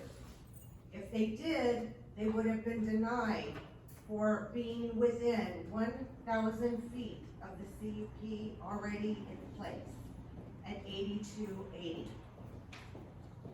Stop wasting, again, I ask you, taxpayer dollars and follow the law that you have put in place. We do not want to fund your vendetta against Mr. Williams. These are the facts and the data that you have heard tonight. If, and I say that very loudly, if you are listening, stop the stonewalling. Stop changing the municipal code to suit your needs and follow the law. The law you have put in place that you need to uphold. Your actions are deplorable. And I request that if you do not uphold the law, you should resign here and now. Do you have a conscience? No. Or are you really this ignorant? Stop wasting my taxpayer dollars and stop the lies and your misinformation. Thank you. Thank you so very much. Next, we have Gina Austin, followed by Brittany Reiterfield. She is not here, that must be from last, is that from last time? Okay. Pull it out. Well, then you are our final speaker slip, Gina Austin. Restart, I don't think we'll do 10 seconds, but I might. Good evening, Council, my name is Gina Austin. As you're aware, I represent the applicant at the 8290 location. I just want to clarify a couple of things. The major use permit, the last major use permit for Mr. Williams expired on April 19th, 2023. He submitted a new application, but we had an application that was in, and it was placed for the CUP. So that new application that he's here today for is just not valid. What he's trying to do is he's trying to take this opportunity to rehear and rehash the approval of the application that my client had back on May 2nd. And that opportunity should not be afforded to him. He missed his opportunity to challenge this body's decision in court because he missed the 90-day deadline specified in Government Code 65009. He doesn't have another opportunity to have that heard here, and so what he did was try to game the system, submit another public application, find something that he could bring it up against. The application was approved. We appreciate you doing that. Just to give you a little update, building permits have been through the process. They've been through 2 comment periods already. At this point, they're only waiting on a response from the outsourced engineering department to give it back to planning. When that does, we'll have our hopefully last set of comments that will be resubmitted. We would expect building permits to come within a month at the longest. So just so that you know where we're at, appreciate your time. Thank you very much. Thank you so very much. And that completes our public comment portion of the meeting. I will now give the appellant 5 minutes for a rebuttal. So if you could come up to the podium, you will have 5 minutes, and I'll ask our city clerk to set the timer. Thank you so very much, and I will turn this over to Chris Williams. Thank you. I'd just like to again state for the record that I believe that it is against my due process rights to set a 5-minute timer on me. Don't expect for you to change your mind, but we'll allow the courts to hear it as they may. First off, I felt like Mrs. Snow took her opportunity to ask legitimate questions more to try to attack what I was saying, which is the job of a quasi-judicial hearing, but of course there was some misinformation. The information that I sent you right there is the following. There is a Superior Court number 30-2021-01221014 for the Court of Appeal of the State of California, 4th Appellate District, Division 3, that overturned those decisions there. So again, that is made part of the administrative record. I advise, shouldn't advise an attorney, I guess, to actually look up the court laws and the court cases, but it is there for you. I'd also like to address Mrs. Gina Austin. Again, I, May 2nd, maybe the previous hearing, have shared and disclosed information. She was my previous attorney. We have had multiple conversations, some of with her existing clients. She is being sued and being accused of rigging the cannabis game by other applicants in other cities. So again, what is happening is not something that is just coming out of my butt. Other people are making these same claims that the development service departments are being utilized to erroneously offer certain applicants, many of them that are clients of Gina Austin's, and those that are not to be denied. Matter of fact, for the record, while I was a client of Gina Austin, I was actually approved. And when I fired her because I felt like things weren't going the right way, magically a year later I was denied. And there are some things on the record, like Mrs. Mendoza saying she had a call with Gina Austin before hearing that I was approved and later denied on at the exact same property with the exact same reasons. I guess it was because I no longer employed Mrs. Gina Austin. Now, again, this is not a second bite of the apple. May 2nd, 2023 was the date that you issued the permit. That was the date that you issued the permit. Please look at the Lemon Grove Municipal Code. It does not state you have 90 days. It does not state 120 days. Matter of fact, there is no time limit. The code is crystal clear. Any permit improperly issued is null and void. That's what your municipal code states. Now again, I know it may be hard for some to follow the municipal code. I think there are a few up there that will make the right decision. And I know absolutely there are some who won't. And I believe that is because they get no financial or political gain from me. I have never donated to a city council person, and I won't. I have not given any money to a campaign, and I will not. None. I am not going to be extorted out of my money to get what the law says is rightfully mine. I would like to also state for the record, at one of the last city council hearings, the mayor erroneously said that when me or one of my colleagues tried to bribe her, it's been crickets. She just said this on the record, and nothing has been said. Where is the investigation? Because that is a federal crime. And nobody's knocked on my door. I wonder why. Why is someone just up here spreading these lies, spreading these rumors to try to ruin my reputation and muddy my arguments? The only people who are not following the policies and procedures is your staff, and hopefully not you, by following the letter of the law. It does not matter that 2 months ago, I did not say anything about an improperly issued permit. Read your own code. An improperly issued permit is null and void. Did not say 60 days, 90 days, 100 days, 365 days. It does say that. It says any improperly issued permit is null and void. That is so that people like you that have an opportunity cannot go and improperly issue a permit and say, oh, you know what, you didn't find out for 30 days, so now it gets to stay. No, your law is clear. And I hope that you follow your law, but I am confident in the legal system. And I am confident that the Lemon Grove Municipal Code is clear. So I advise, if Gina Austin clients are here, to make sure you notate that she is continuously having you spend your money when your permit is null and void. Thank you so very much. I will now ask the council if they have any questions of staff. But before I do that, I'm gonna back up here, because there's been a lot of words shared, but I wanna provide staff the opportunity to clarify a few of the statements that have been made. And so I would like to check in with staff to see if you have any comments. I will turn it over to Mr. Tropic. Yes, thank you.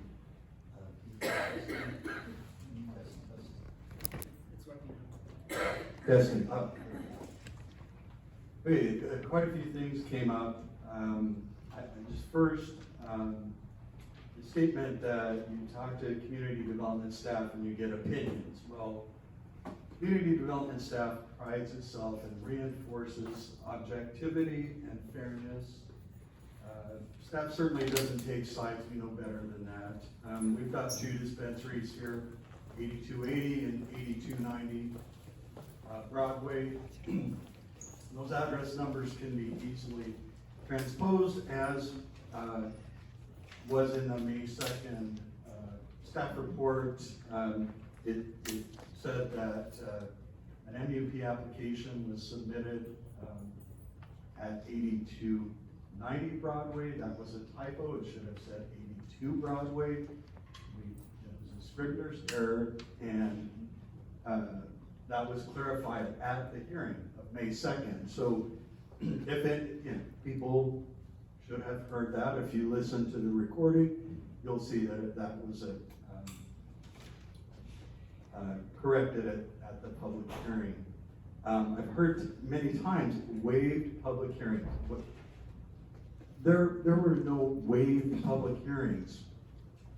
There were waived time limits for holding the public hearing, and there's been a lot of discussion of that. But I had heard over and over that there was a waived public hearing, and that's just not correct.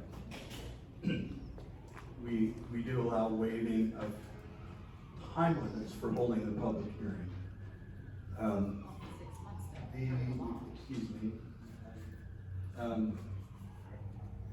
There's a statement made that when the conditional use permit was approved on May 2nd, that there was a valid CUP and a valid MUP at 8280 Broadway. That's just not correct. The conditional use permit expired on April 19th, and the minor use permit expired on April 5th. And when I was answering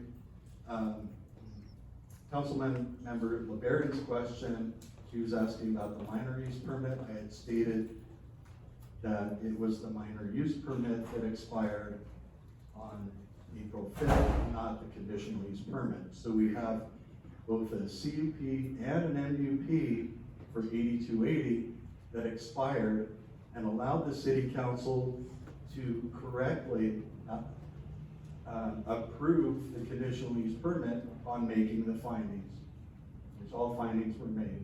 So staff contends that the CUP at 8290 Broadway is a valid CUP. The question came up about how could staff deem a CUP application complete while there were these other permits in process at 8280. Well, that is a conditional use permit application, just like 8280, 8290 had a conditional use permit application. They were being processed simultaneously. Staff works with the applicant to get the application complete and ready for public hearing. And that's all we were doing there. There was a mention of a time that 8290 never got a time extension request. Well, 8290 never needed a time extension request. They applied for their building permit a month and a half after their CUP was approved. So June 15th, they're in with the building permit application. They're in their second plan review, close to getting a building permit. We're not even 6 months into their 1-year time limit period for performing on their conditional use permit.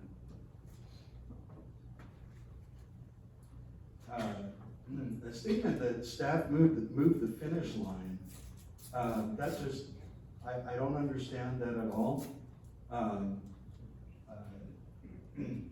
The staff recommendation for the time extension on the conditional use permit was based on performance, and virtually no progress by the applicant had been made up until the date of the council hearing, at which point I think the staff report was read and realized, oh, I guess I should do something other than just ask for more time.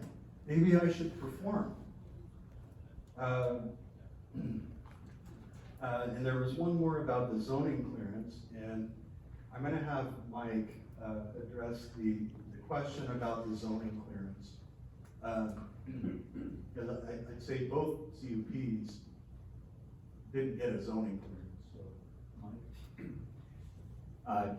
Code section 1728070 allows, my position, the authority to either concurrently process requests for zoning clearance or exempt, an application from zoning clearance.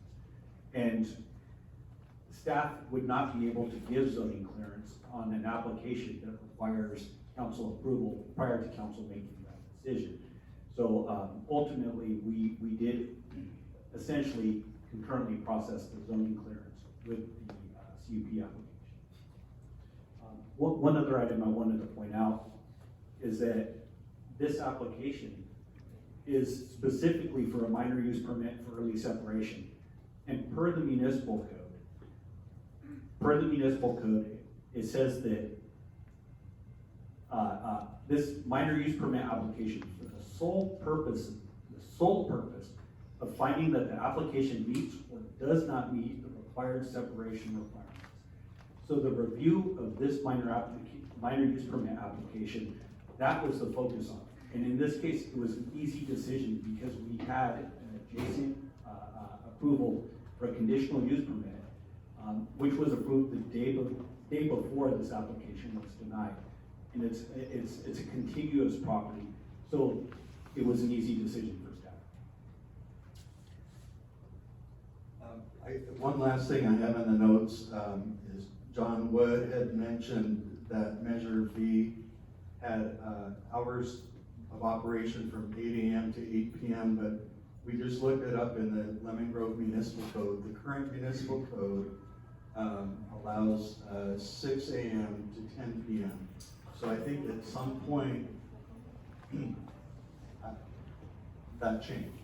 So, it currently in the municipal code, the hours of operation are limited between 6 a.m. to 10 p.m. I'm reading that from the Lemon Grove Municipal Code. So I just wanted to address that because that came up as well. Thank you, Mayor and Council. Back to you. Thank you so very much.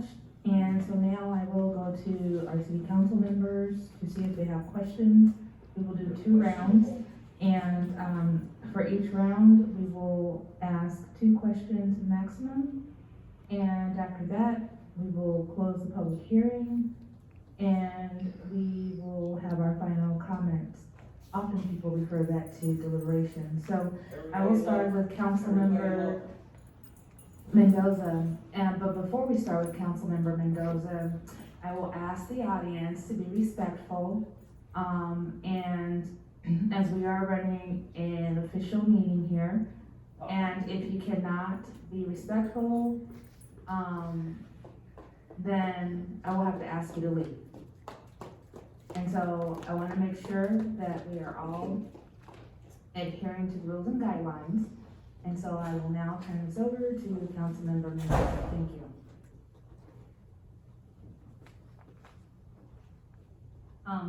So this is for any staff that, including, legal staff, who wants to answer this question. But, it seems to be what, Mr. Williams wants us to do is to find the permit that, the CUP that we approved, on May 2nd of this year to be null and void. But in order to do that, we would have to first find that it was improperly issued. Correct? I agree with that, and I would add, that is not in front of you tonight. Okay. Thank you.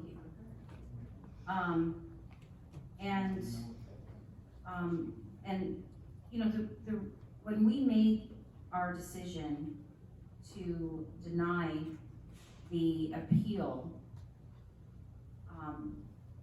at 8290, we denied that, knowing that there was an application a CUP pending at 8290. And that was why we told Mr. Williams that we, were giving him we weren't going to give him an extension. We told him that you have a year.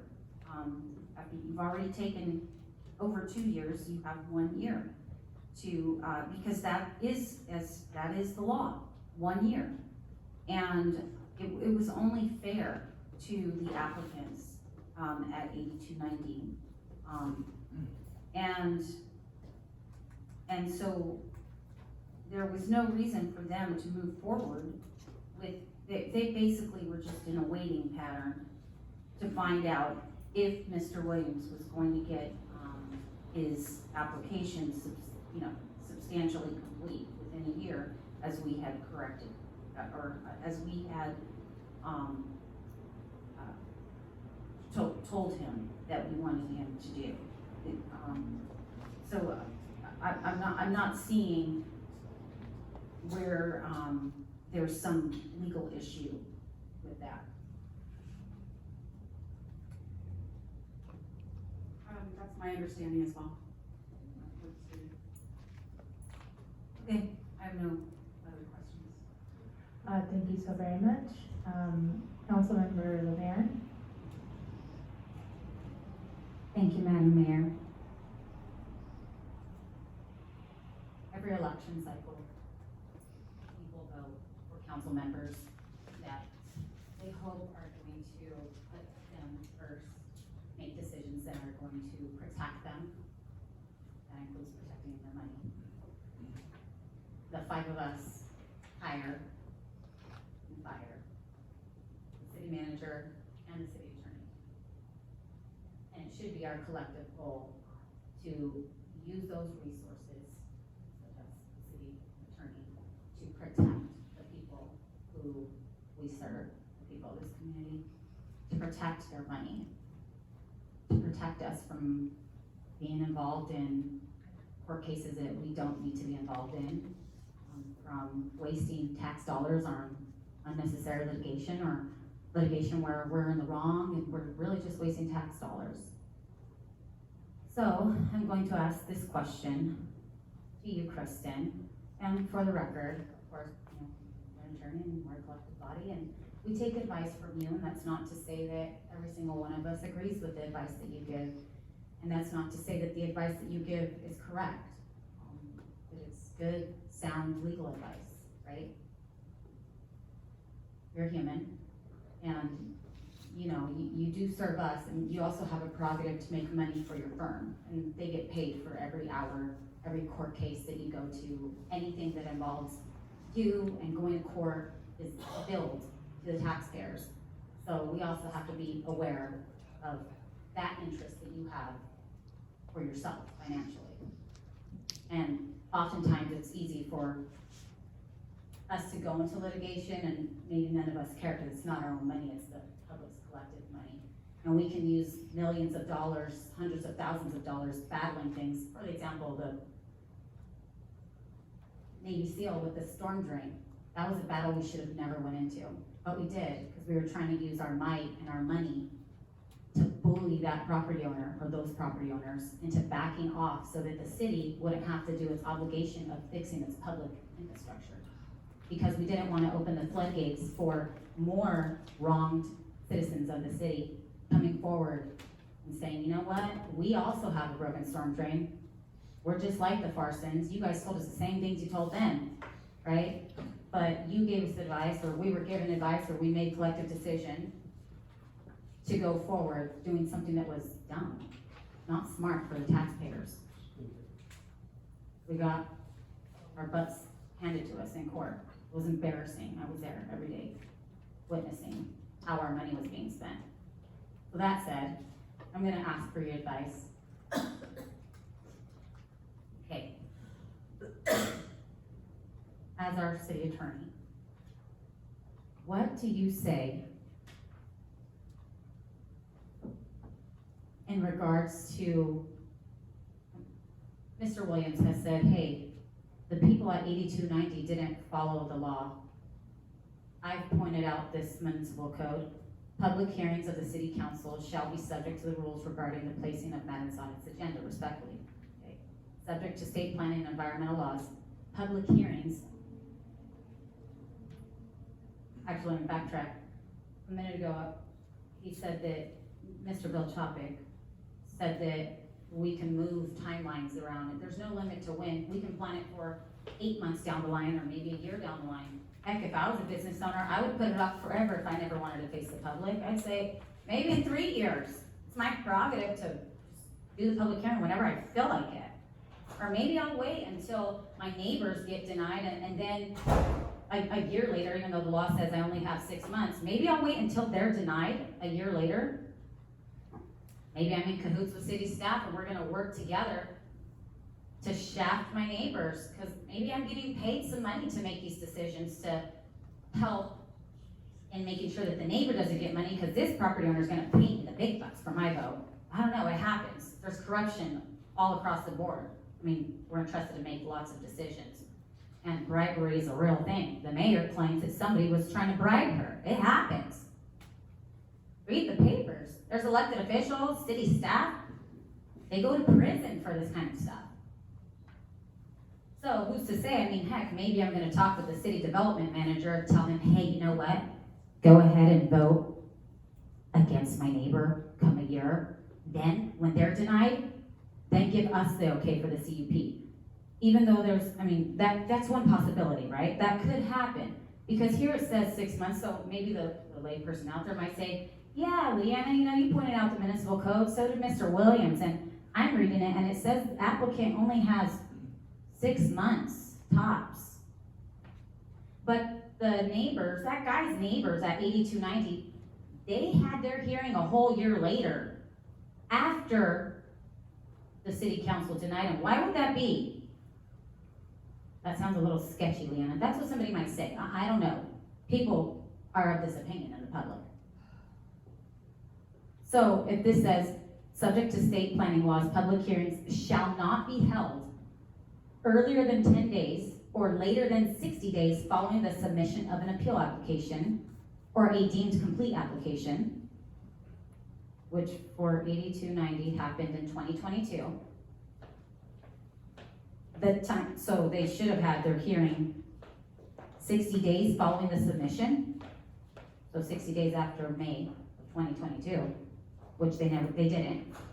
And then it says, the time limit specified in this subsection may be extended, so it can be extended by mutual consent of the applicant and someone like Bill Chopik.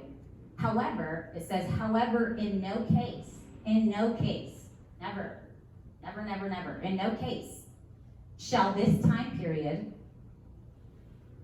exceed, like an extension, it shall never exceed 180 days. So that's equivalent to like 6 months. So May of 2022, let's add 6 months. Let's say tops, it's January of 2023. They should have had a public hearing, and they didn't. They didn't have their public hearing until May 2nd of 2023. But again, according to this law, it says, shall never exceed, even if they wanted a time exception, which it says they may ask for one, shall never exceed 180 days, 6 months. So latest, let's say that was January of 2023. Well, it's actually December, but let's say. How do you reconcile that we, as a body, we allowed 8290, the competitors to 8280, right? There's rules and laws for a reason, so that we avoid litigation. There has to be rules. All of us have jobs, there's rules. We go to the casino, when we go, I don't know, at the gas station, like, anywhere we go, there's rules, there's order that we have to keep to prevent, like, problems. So there's two competing businesses, neighbors, there's rules for a reason, to avoid them fighting, to avoid being unfair, to avoid being in litigation. How do you reconcile the fact that we allowed the neighbors to this person, 8280, to push off what the law said they needed to have within 6 months? How do you reconcile that legally? Is that your question? Yes.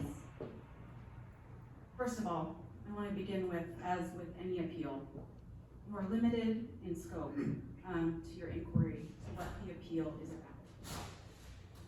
The appeal tonight is about the denial of an NDP at 8280 Parkway.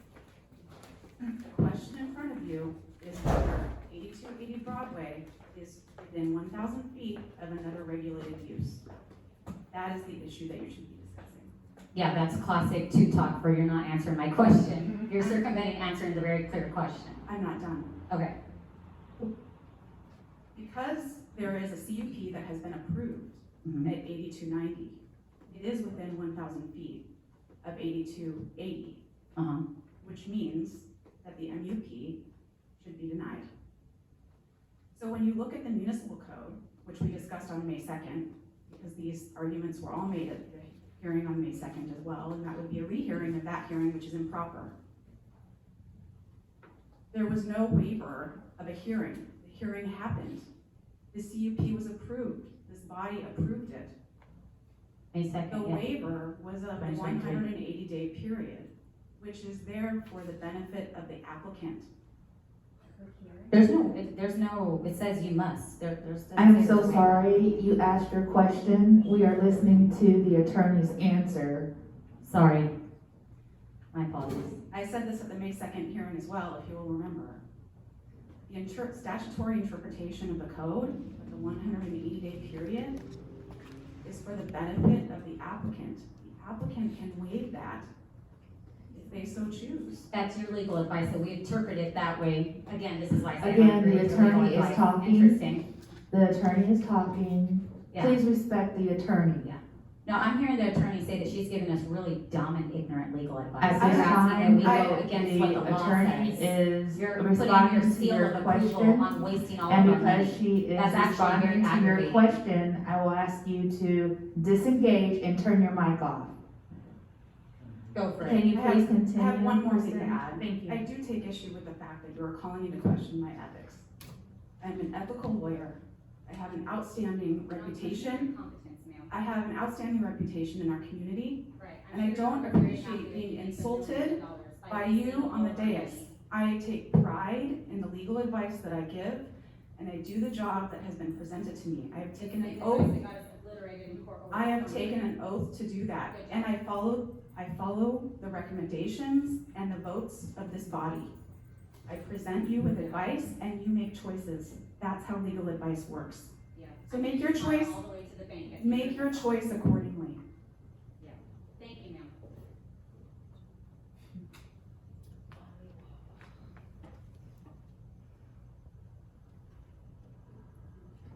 My mic's off. You can, yes. Yeah. That was one question. Thank you for putting on the record that whereas you should have advised us back. Councilmember LeBaron, please ask your question. This is not time for commentary I'm or gonna answer my deliberation. Just ask your question so that we can continue with this agenda item. Yes. Ask the question only. And if you can't, then I'm gonna move on to the next council member. This all begs the question, because as you've stated, it makes it very clear that you give advice that benefits us going into litigation, because it benefits you and your firm. Because you would have told us, hey, look at this law. This doesn't say there's interpretation. It's very clear, it's black and white. Back when we granted 8290, their permit on May 2nd, you should have told us that this was Councilmember null and LeBaron, void, are you because it was granted deliberating? on bad Because if terms. you're deliberating, then we're gonna move on. We need your question. What is your question? Ms. Sankey. Let's see. Actually, no, I have no questions. I'll wait until deliberation, thanks. Thank you so very much. Next, we have Councilmember Snow.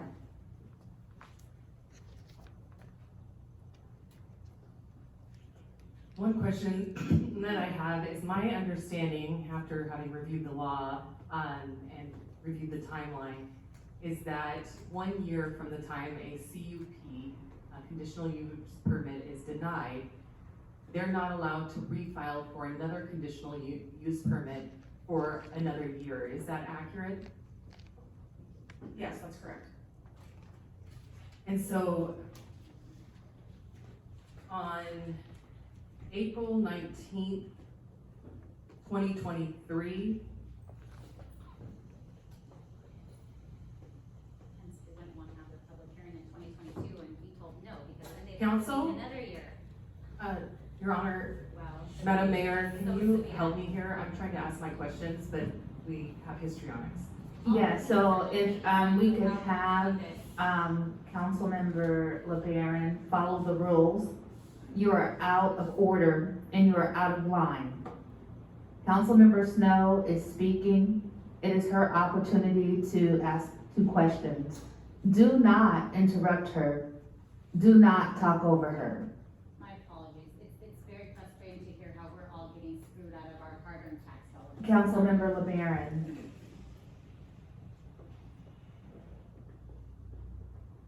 So when was the original CUP, or when was that, was April 19th, 2023, when the time period that the CUP for 8980 expired, is that correct? Okay, so my understanding, like, with all of that, is that Mr. Williams, even if he got an MUP right now, wouldn't be able to do anything for a year that MUP would have been valid if he had ever gotten the MUP. So this is a whole theater with no actual benefit to Mr. Williams because he could not get a conditional use permit for another year. Is that accurate? That is correct. I thank you so very much. And, Mayor Pro Tem Gastel? Thank you. Councilmember Snow asked one of my questions. But I just have one left, that hasn't been asked yet. I heard from a couple people about Measure V and operating hours. I'm sure, probably it's the city attorney that I should direct the question to. Is that relevant to the questions before us today? No, it's not an issue in front of you today. Thank you, that was all my questions. Thank you so very much. Now, I will do another round of questions. It's 2 questions. This is not a time for deliberation. I'm just gonna look to my right to see if any of the council members have questions here, rather than call on each and every one of you. And then, since I don't see any of the council members, okay, so then what I will do is I will go, as I see that Councilmember Mendoza and Mayor Pro Tem Gastel do not have any additional questions, I will go ahead and turn it over to Councilmember LeBaron and then Councilmember Snow.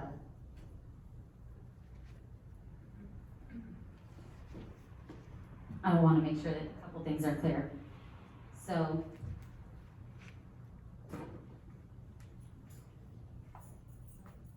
$82.90 from the municipal code should have had a hearing by December latest of 2022. At which point, like she just asked you and had it clarified, right? If a person is denied, they have to wait a whole nother year. So, if we were following the rules, 8290, the neighbors, would have had their public hearing in 2022. At that point in time, their neighbor right next door, Mr. Christopher Williams, CUP, per admission of Mr. Bill Chopik and anybody here who's talking staff, he still had both the CUP and an MUP at that time, in December of 2022. Because like it's been stated over and over again, the CUP and MUP for that gentleman right there, Mr. Councilmember Williams. LeBaron, what is your question? Oh, I'm getting to it. Didn't end until April 19th and April 5th of 2020. So What had is he your been question? following the rules, What is your question? and his neighbor at 8290 would have had the public hearing in December of 2022, like how it says in the law he should, it would have been denied because at that time he had an MUP and a CUP. I'm assuming you do not have a question, because I haven't heard a question. My yet. question is to Kristen. How can you sleep at night knowing that you are giving us the worst legal advice and ripping off this blue collar community, and you and your firm are just laughing yourselves to the bank every time that you guys go ka-ching and see us go to court? How can you sleep at night, ma'am? I will interject here and say that our city attorney does not have to answer that question because it has nothing to do with this agenda item. Do you have a question about this particular agenda item. We are looking at the distance of one facility from the next, and this is an appeal. Do you have a question about the agenda item? Yeah, it was that question that I just That has asked. nothing to do with the agenda item. Then it can rest right there, Madam Mayor. Thank you. I'll turn this over to council members now. One of the things that's been said multiple times during the course of this hearing is that our statute is first come, first served. So my understanding of the process is if you want to, that's applicable to the minor use permit. So if someone brings in a minor use permit, they get early separation findings. If they pass that stage and are able, the city's able to make those findings, then they have, it's like when my kids go to the car and they say, I call the front seat. Like they win that race, right? They called it, they win it, they get that ownership of that area. For this, in contrast with a conditional use permit, it isn't first come, first served. It's whoever finishes the race first. And so with the conditional use permit, it's an entirely different procedure. There is no requirement that you get a minor use permit. There is no requirement that you call dibs on the front seat. But what happens is that when my kids are racing to the passenger car door, they all race to see who gets there first, and whoever gets there first gets the passenger seat, front passenger seat. That's my understanding of how the minor use permit process works and the conditional use process works. So right now, the only thing that a minor use permit would do for Mr. Williams and Pickaxe business is that they would come in and say, we get to do it first, but they can't do anything right now because they can't get a conditional use permit because Mr. Williams and his business let the time period expire and didn't make any substantial progress toward completing and obtaining a building permit and building a business that this company could see tax revenue from. In fact, he's held this up for a lot of years. He's been given many opportunities, and unfortunately, he wasted those opportunities. What's your question? And one thing that this law does not permit is somebody who sits on their rights. That simply means that you can't just sit on the right to do something and let that time period expire. You have to actually do something to push that forward. And if you let that time expire, you don't get that anymore. So, Ms. Steinke, is that process accurately summarized there? Yeah, I think your analogy is really good. There is no requirement that you get an MEP in our code. It's an option, as we've discussed multiple times. And in this case, even if, moving forward with the MUP that's in front of you right now, it wouldn't go anywhere for the reasons that you stated. 1 year past the limitations period, but also there's an entitlement right next door that restricts the ability of 8280 to open as a cannabis dispensary. That entitlement was granted by this body on May 2nd, and it exists. Whether you like it or not, it exists. And that in our code restricts the ability of 8280 to open as a cannabis dispensary. Thank you so very much, and I'll turn it over to, I just wanted to make sure that there were no additional questions on behalf of Mendoza and on behalf of Mayor Pro Tem Gaston. Okay, we have completed the second round of questions. For the audience, I will ask you to please lower the noise because we're trying to hear. And your noise is overshadowing what's being said here at the platform. And if you cannot lower the noise, then I will ask you to leave. We have gone through round 1 and round 2 of questioning, and now it's time to close the public hearing. I'd like to see if we have a motion to close the public hearing. I'd like to move that we close the public hearing. Do we have a second? I'll second. We have a motion and a second. I'll ask our city clerk to call the roll.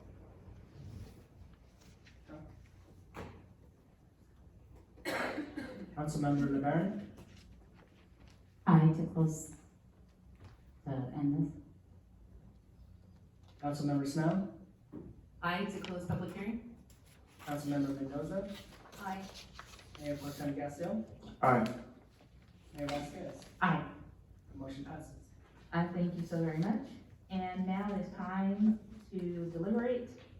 And, this is your time to make any final comments, before we move forward to a motion. And so I'll start, with Councilmember Mendoza.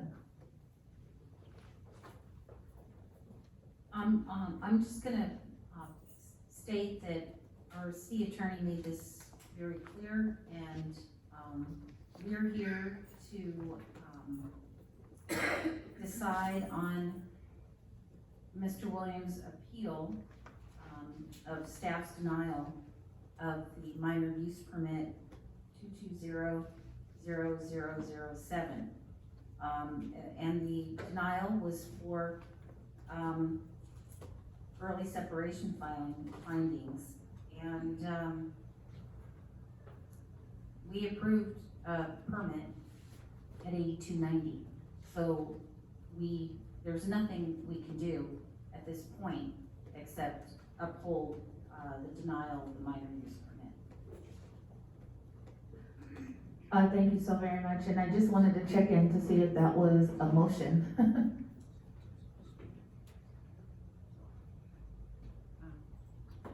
Yes, we can turn that into a motion.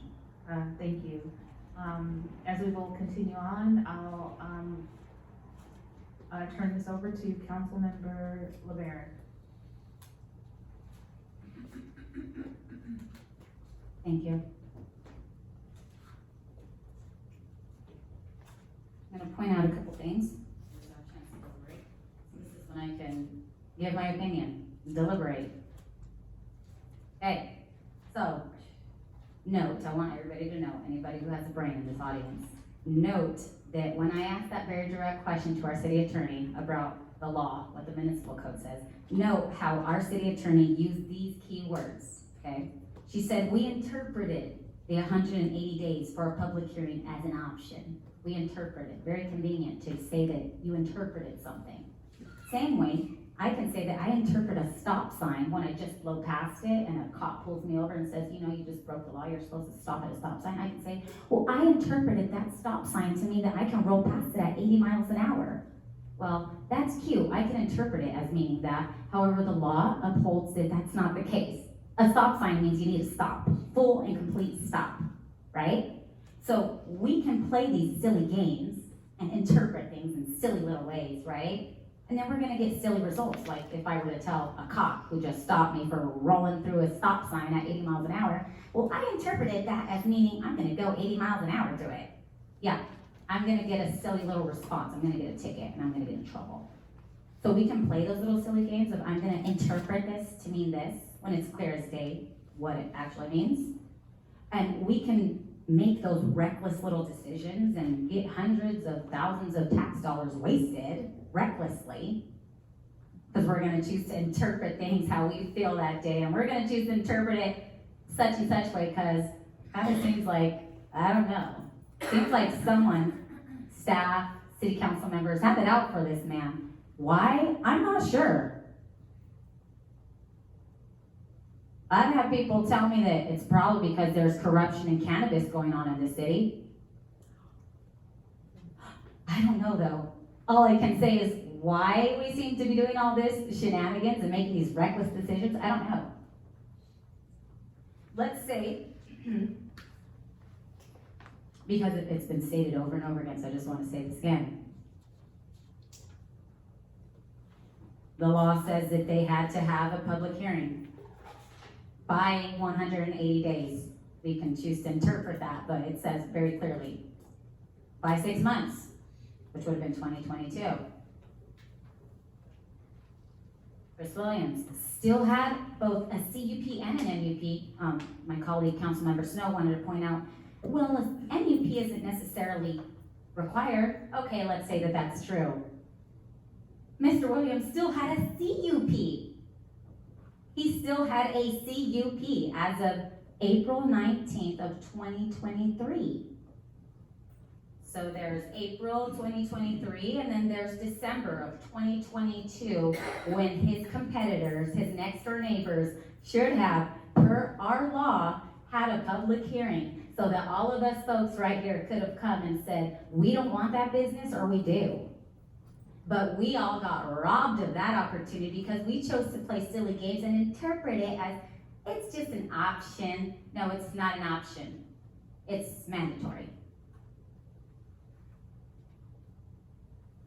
And then the applicant is contending that, see, what we did was we made it very difficult for him. And so come April 5th and 19th, since he claims that people here hate him, treat him unfairly, that we allowed his, we said, you know what, you haven't done what you needed to do, which is totally subjective. You haven't done enough, so we're letting your thing expire. And then when that happens, it's his contention that there's people here who let that happen because they're in cahoots with his competition right next door, so that once his stuff is all expired in April, now they're free and clear to apply for a CUP because their competitors right next door, all his stuff just expired. So now they're free and clear to get their stuff a CUP. And the question is why? I can only say, I don't know, money motivates people, that's what I know. I know that elected officials up and down California, all across the country, are going to jail because, you know what, money motivates them. And when they're getting paid by competitors to make decisions that benefit them financially, they take it, unfortunately. There's bribes, like the mayor's mentioned. I just wonder why it seems like we're going out of our way to interpret things in very silly ways. Ways that seem very contrary to the benefit of the public. Ways that when we go to court and a judge looks at it, the same way when you go to court and try to tell a judge, well, judge, I interpreted that stop sign as meaning that I'm gonna roll through it at 80 miles an hour. The judge is gonna say, yeah, no. I wonder why we're playing those games with the public's money, because he's already said, Mr. Williams has said he's taking us to court. And then if I look at this, I'm wondering, oh my goodness gracious, what is a juror gonna think?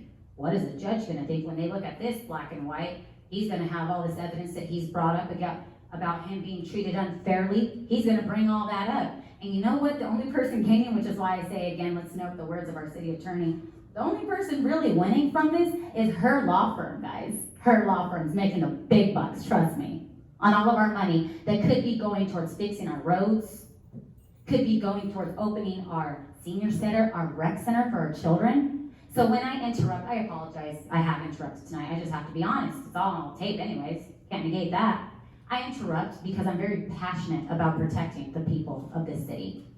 And I get very, very frustrated and upset, I'll admit. I get very upset when I see my people's money being abused, used wrongly, used against them, used in ways that hurt them. Because I love people, I love the people of this city. And I'm never, ever not gonna interrupt, not gonna speak my mind and let my people know that they are getting screwed halfway to South Dakota.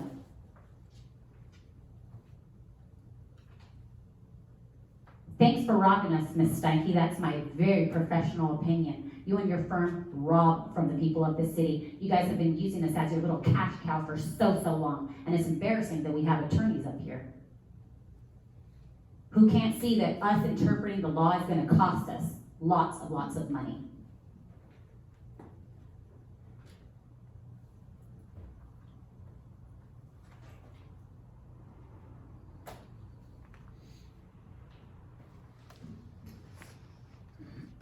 Thank you so very much. Next we have Councilmember Snow.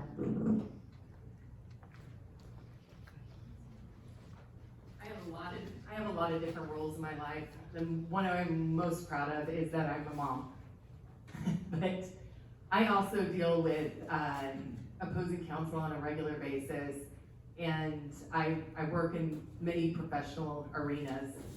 The level of disrespect in this forum is discouraging, and I see it as a level of disrespect that's permeating our community. And I really, really am working hard to be the bigger person, to not let those insults that just came flying out of the microphone be taken personally.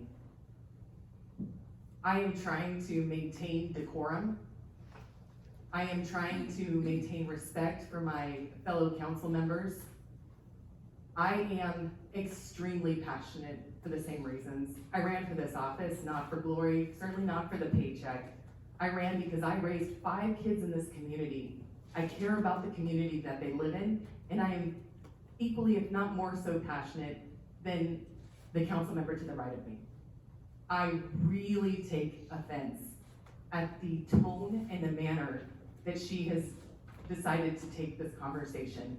I'm not gonna reciprocate, but I want it out there that I don't want my children to learn this kind of behavior. I want them to learn how to have political discourse in a respectful manner. We may not see eye to eye on things, but I don't share any animosity for any person on this dais. I do not share any animosity for the people in the audience. I do not share any animosity for anybody in this community. I want to serve them, I want to be there, and I want to do the very best job that I can.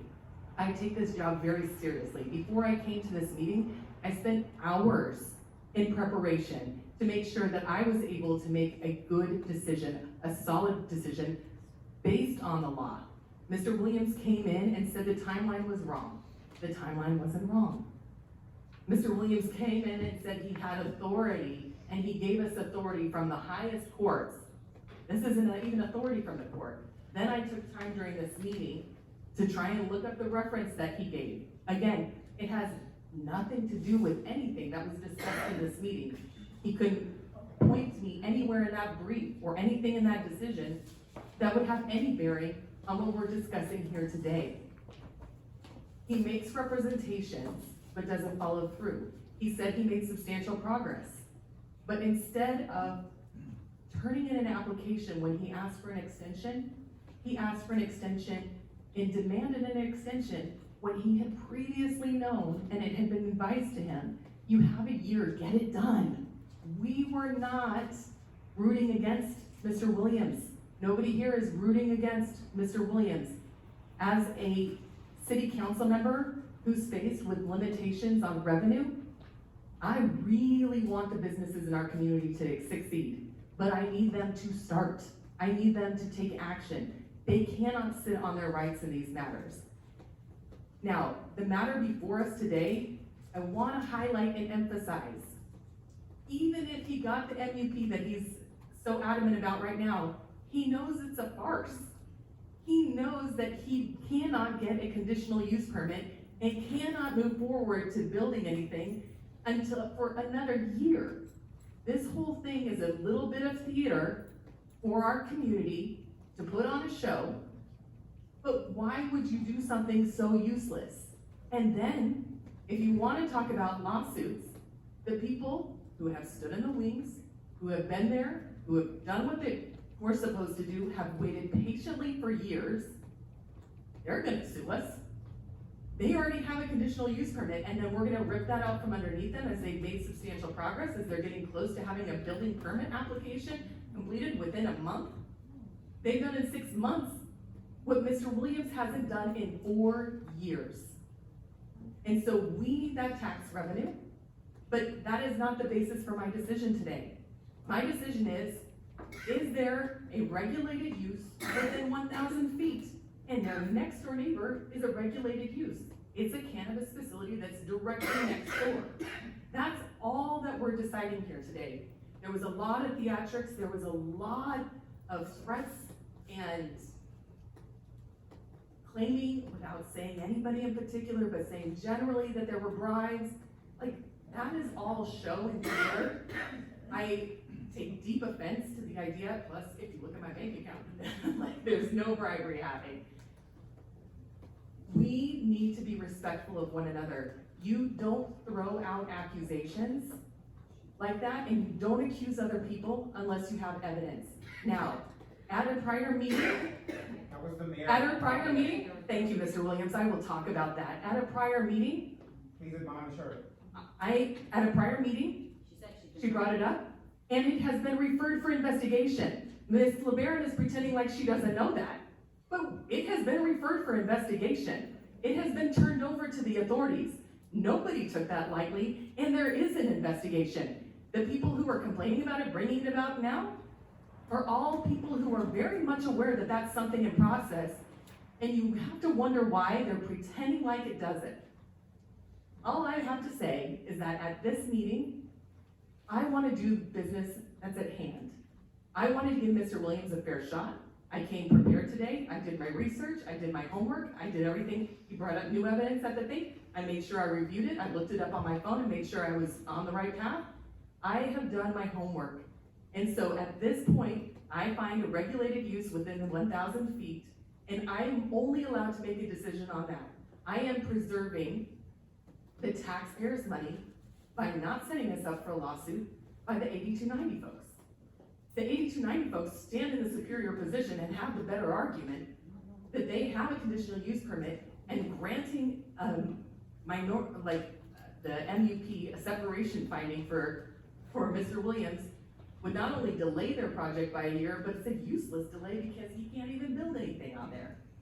And so those are the reasons why I'm disinclined to support Mr. Williams' appeal.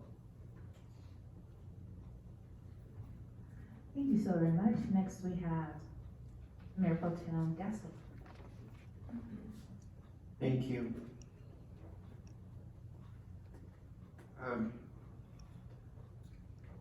I've been listening to everything, and there's some things that make sense, some things that don't. A wise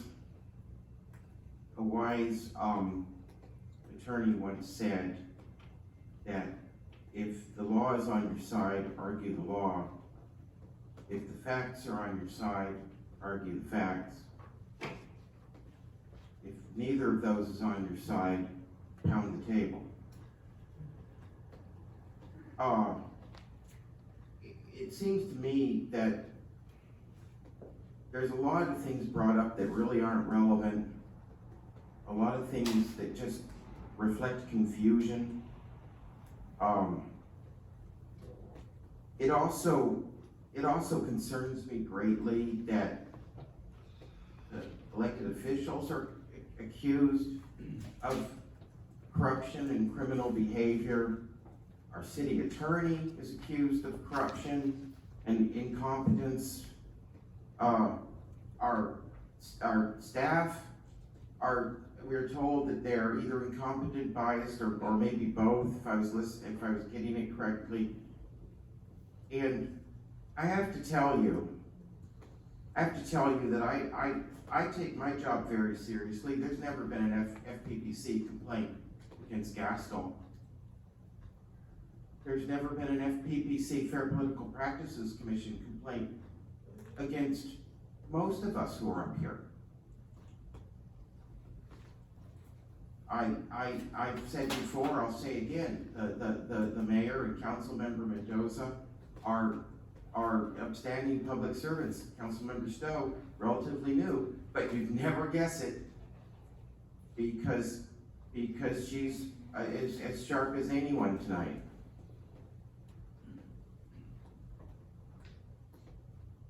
On May 2nd, 2023, the City Council approved the CUP for 8290 Broadway. That was done following a public hearing. That was done following a full discussion of everything we needed to discuss.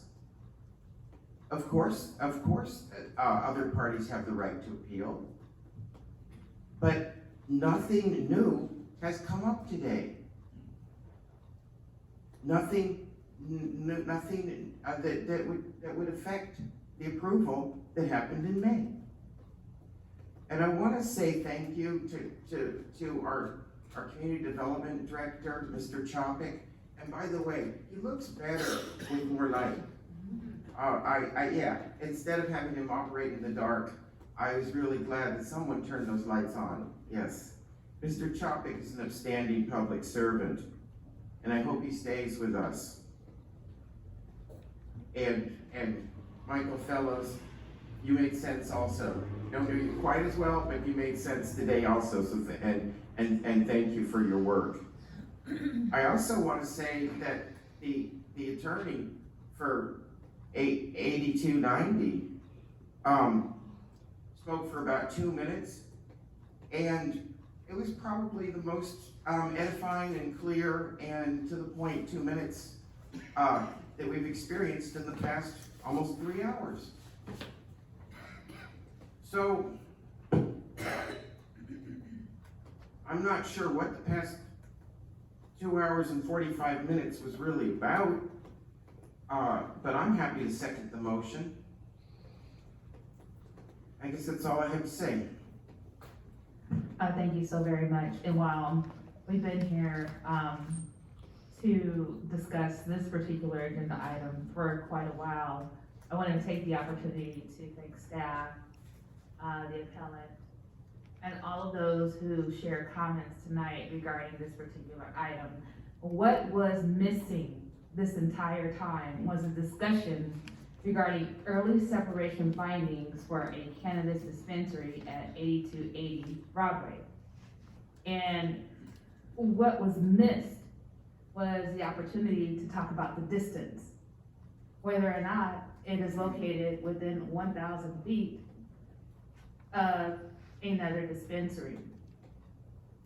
What I heard tonight was a lot of personal comments shared about the character of people who serve, and people who work diligently for the city of Lemon Grove. Now, in this moment, I can realistically say that this was a grab, an opportunity to try to re-evaluate a decision that was made a long time ago. Because we didn't discuss whether or not this particular property is within 1,000 feet of another dispensary. And because of that, I'll just be honest with you. I'm really sad to see the true character of people in this community surface. We are so much better than that. And while we have someone here who I believe wants to do business in our city, unfortunately, efforts to move forward to get those businesses open have fallen short. And so, in this moment, I'm going, if you comment one more time, I'm gonna ask you to leave. You or your people, or Please your leave. campaign treasurer, Please, took me out to please leave. dinner. I will am not talking pay right you now, $0, so, nada. At this point in time, You are a fraud. this is a really sad day. It's a sad day for this community. And it's a sad day because there are people who are purposely trying to undermine the integrity of this city. Who called But you, Mayor also- Vasquez? But Who called also, they are here to ensure that this city cannot progress. But I'm here to tell you, we have 4 individuals who care about the future of the city, who are dedicated to ensuring that we create good policy for the city and that there's good financial management of the tax dollars that are generated. And so know this, these dedicated individuals are here to serve, not to grandstand, not to point fingers, but to dig down and do the work. And that is missing. There's one person here who is not in alignment with doing the work, the real work that will move this city forward. Lemon Grove is a How much unique do they city pay with you, so Mayor? much character How much did they and pay you? so much potential. And it's important that in this moment, Speak the truth. while How much did they pay you? we are discussing the future of business opportunities here, just know that if we work together Does that mean and paying in you? alignment with each other, then we can truly move our city forward. That is what it's all about. It's not about this. It's not about pointing fingers, calling people out of their names, making accusations. That is not good governance, and definitely not good governance for the city. So, I am hopeful that as we move forward past this agenda item, we can move forward in lockstep, ensuring that Lemon Grove is the kind of place that people will want to live, love, play, do business. We have a future that is worthy of us, and we have a future that is worthy of our true attention and true support. So, back to this agenda item, because I know that there was so much shared here. Again, I didn't hear the conversation to justify whether or not this property is located within 1,000 feet. And so I am compelled by law to uphold the decision that has already been made. We do have a Motion and a second. excuse me, we have a motion and a second. I'm gonna ask our city clerk to call the roll. All those in favor signify by saying aye. Aye. All those opposed, say nay. The dilemma between these competing businesses seems to be egged on by city officials and is based on illegality, cheating, lying, and corruption. I will That have would no be part in nay. it, We can move and I'll be on. voting no. Next, we will have, council member meeting reports. You're gonna get caught, Mayor, you're gonna have. We have, now this section of the meeting is.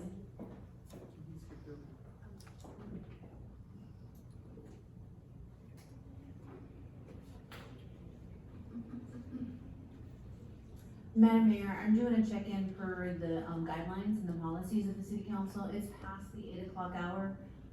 You do still have a closed session item that needs to be heard. I just wanna check in with the council to see if they wanna waive their reports to the community. I don't have a report for the city manager's report, so I'll let that be a discussion amongst the city council. I thank you so very much. I am actually in favor of waiving the reports because our closed session agenda item is important. I'd like to check in with everyone, to see if you're in favor of waiving the reports.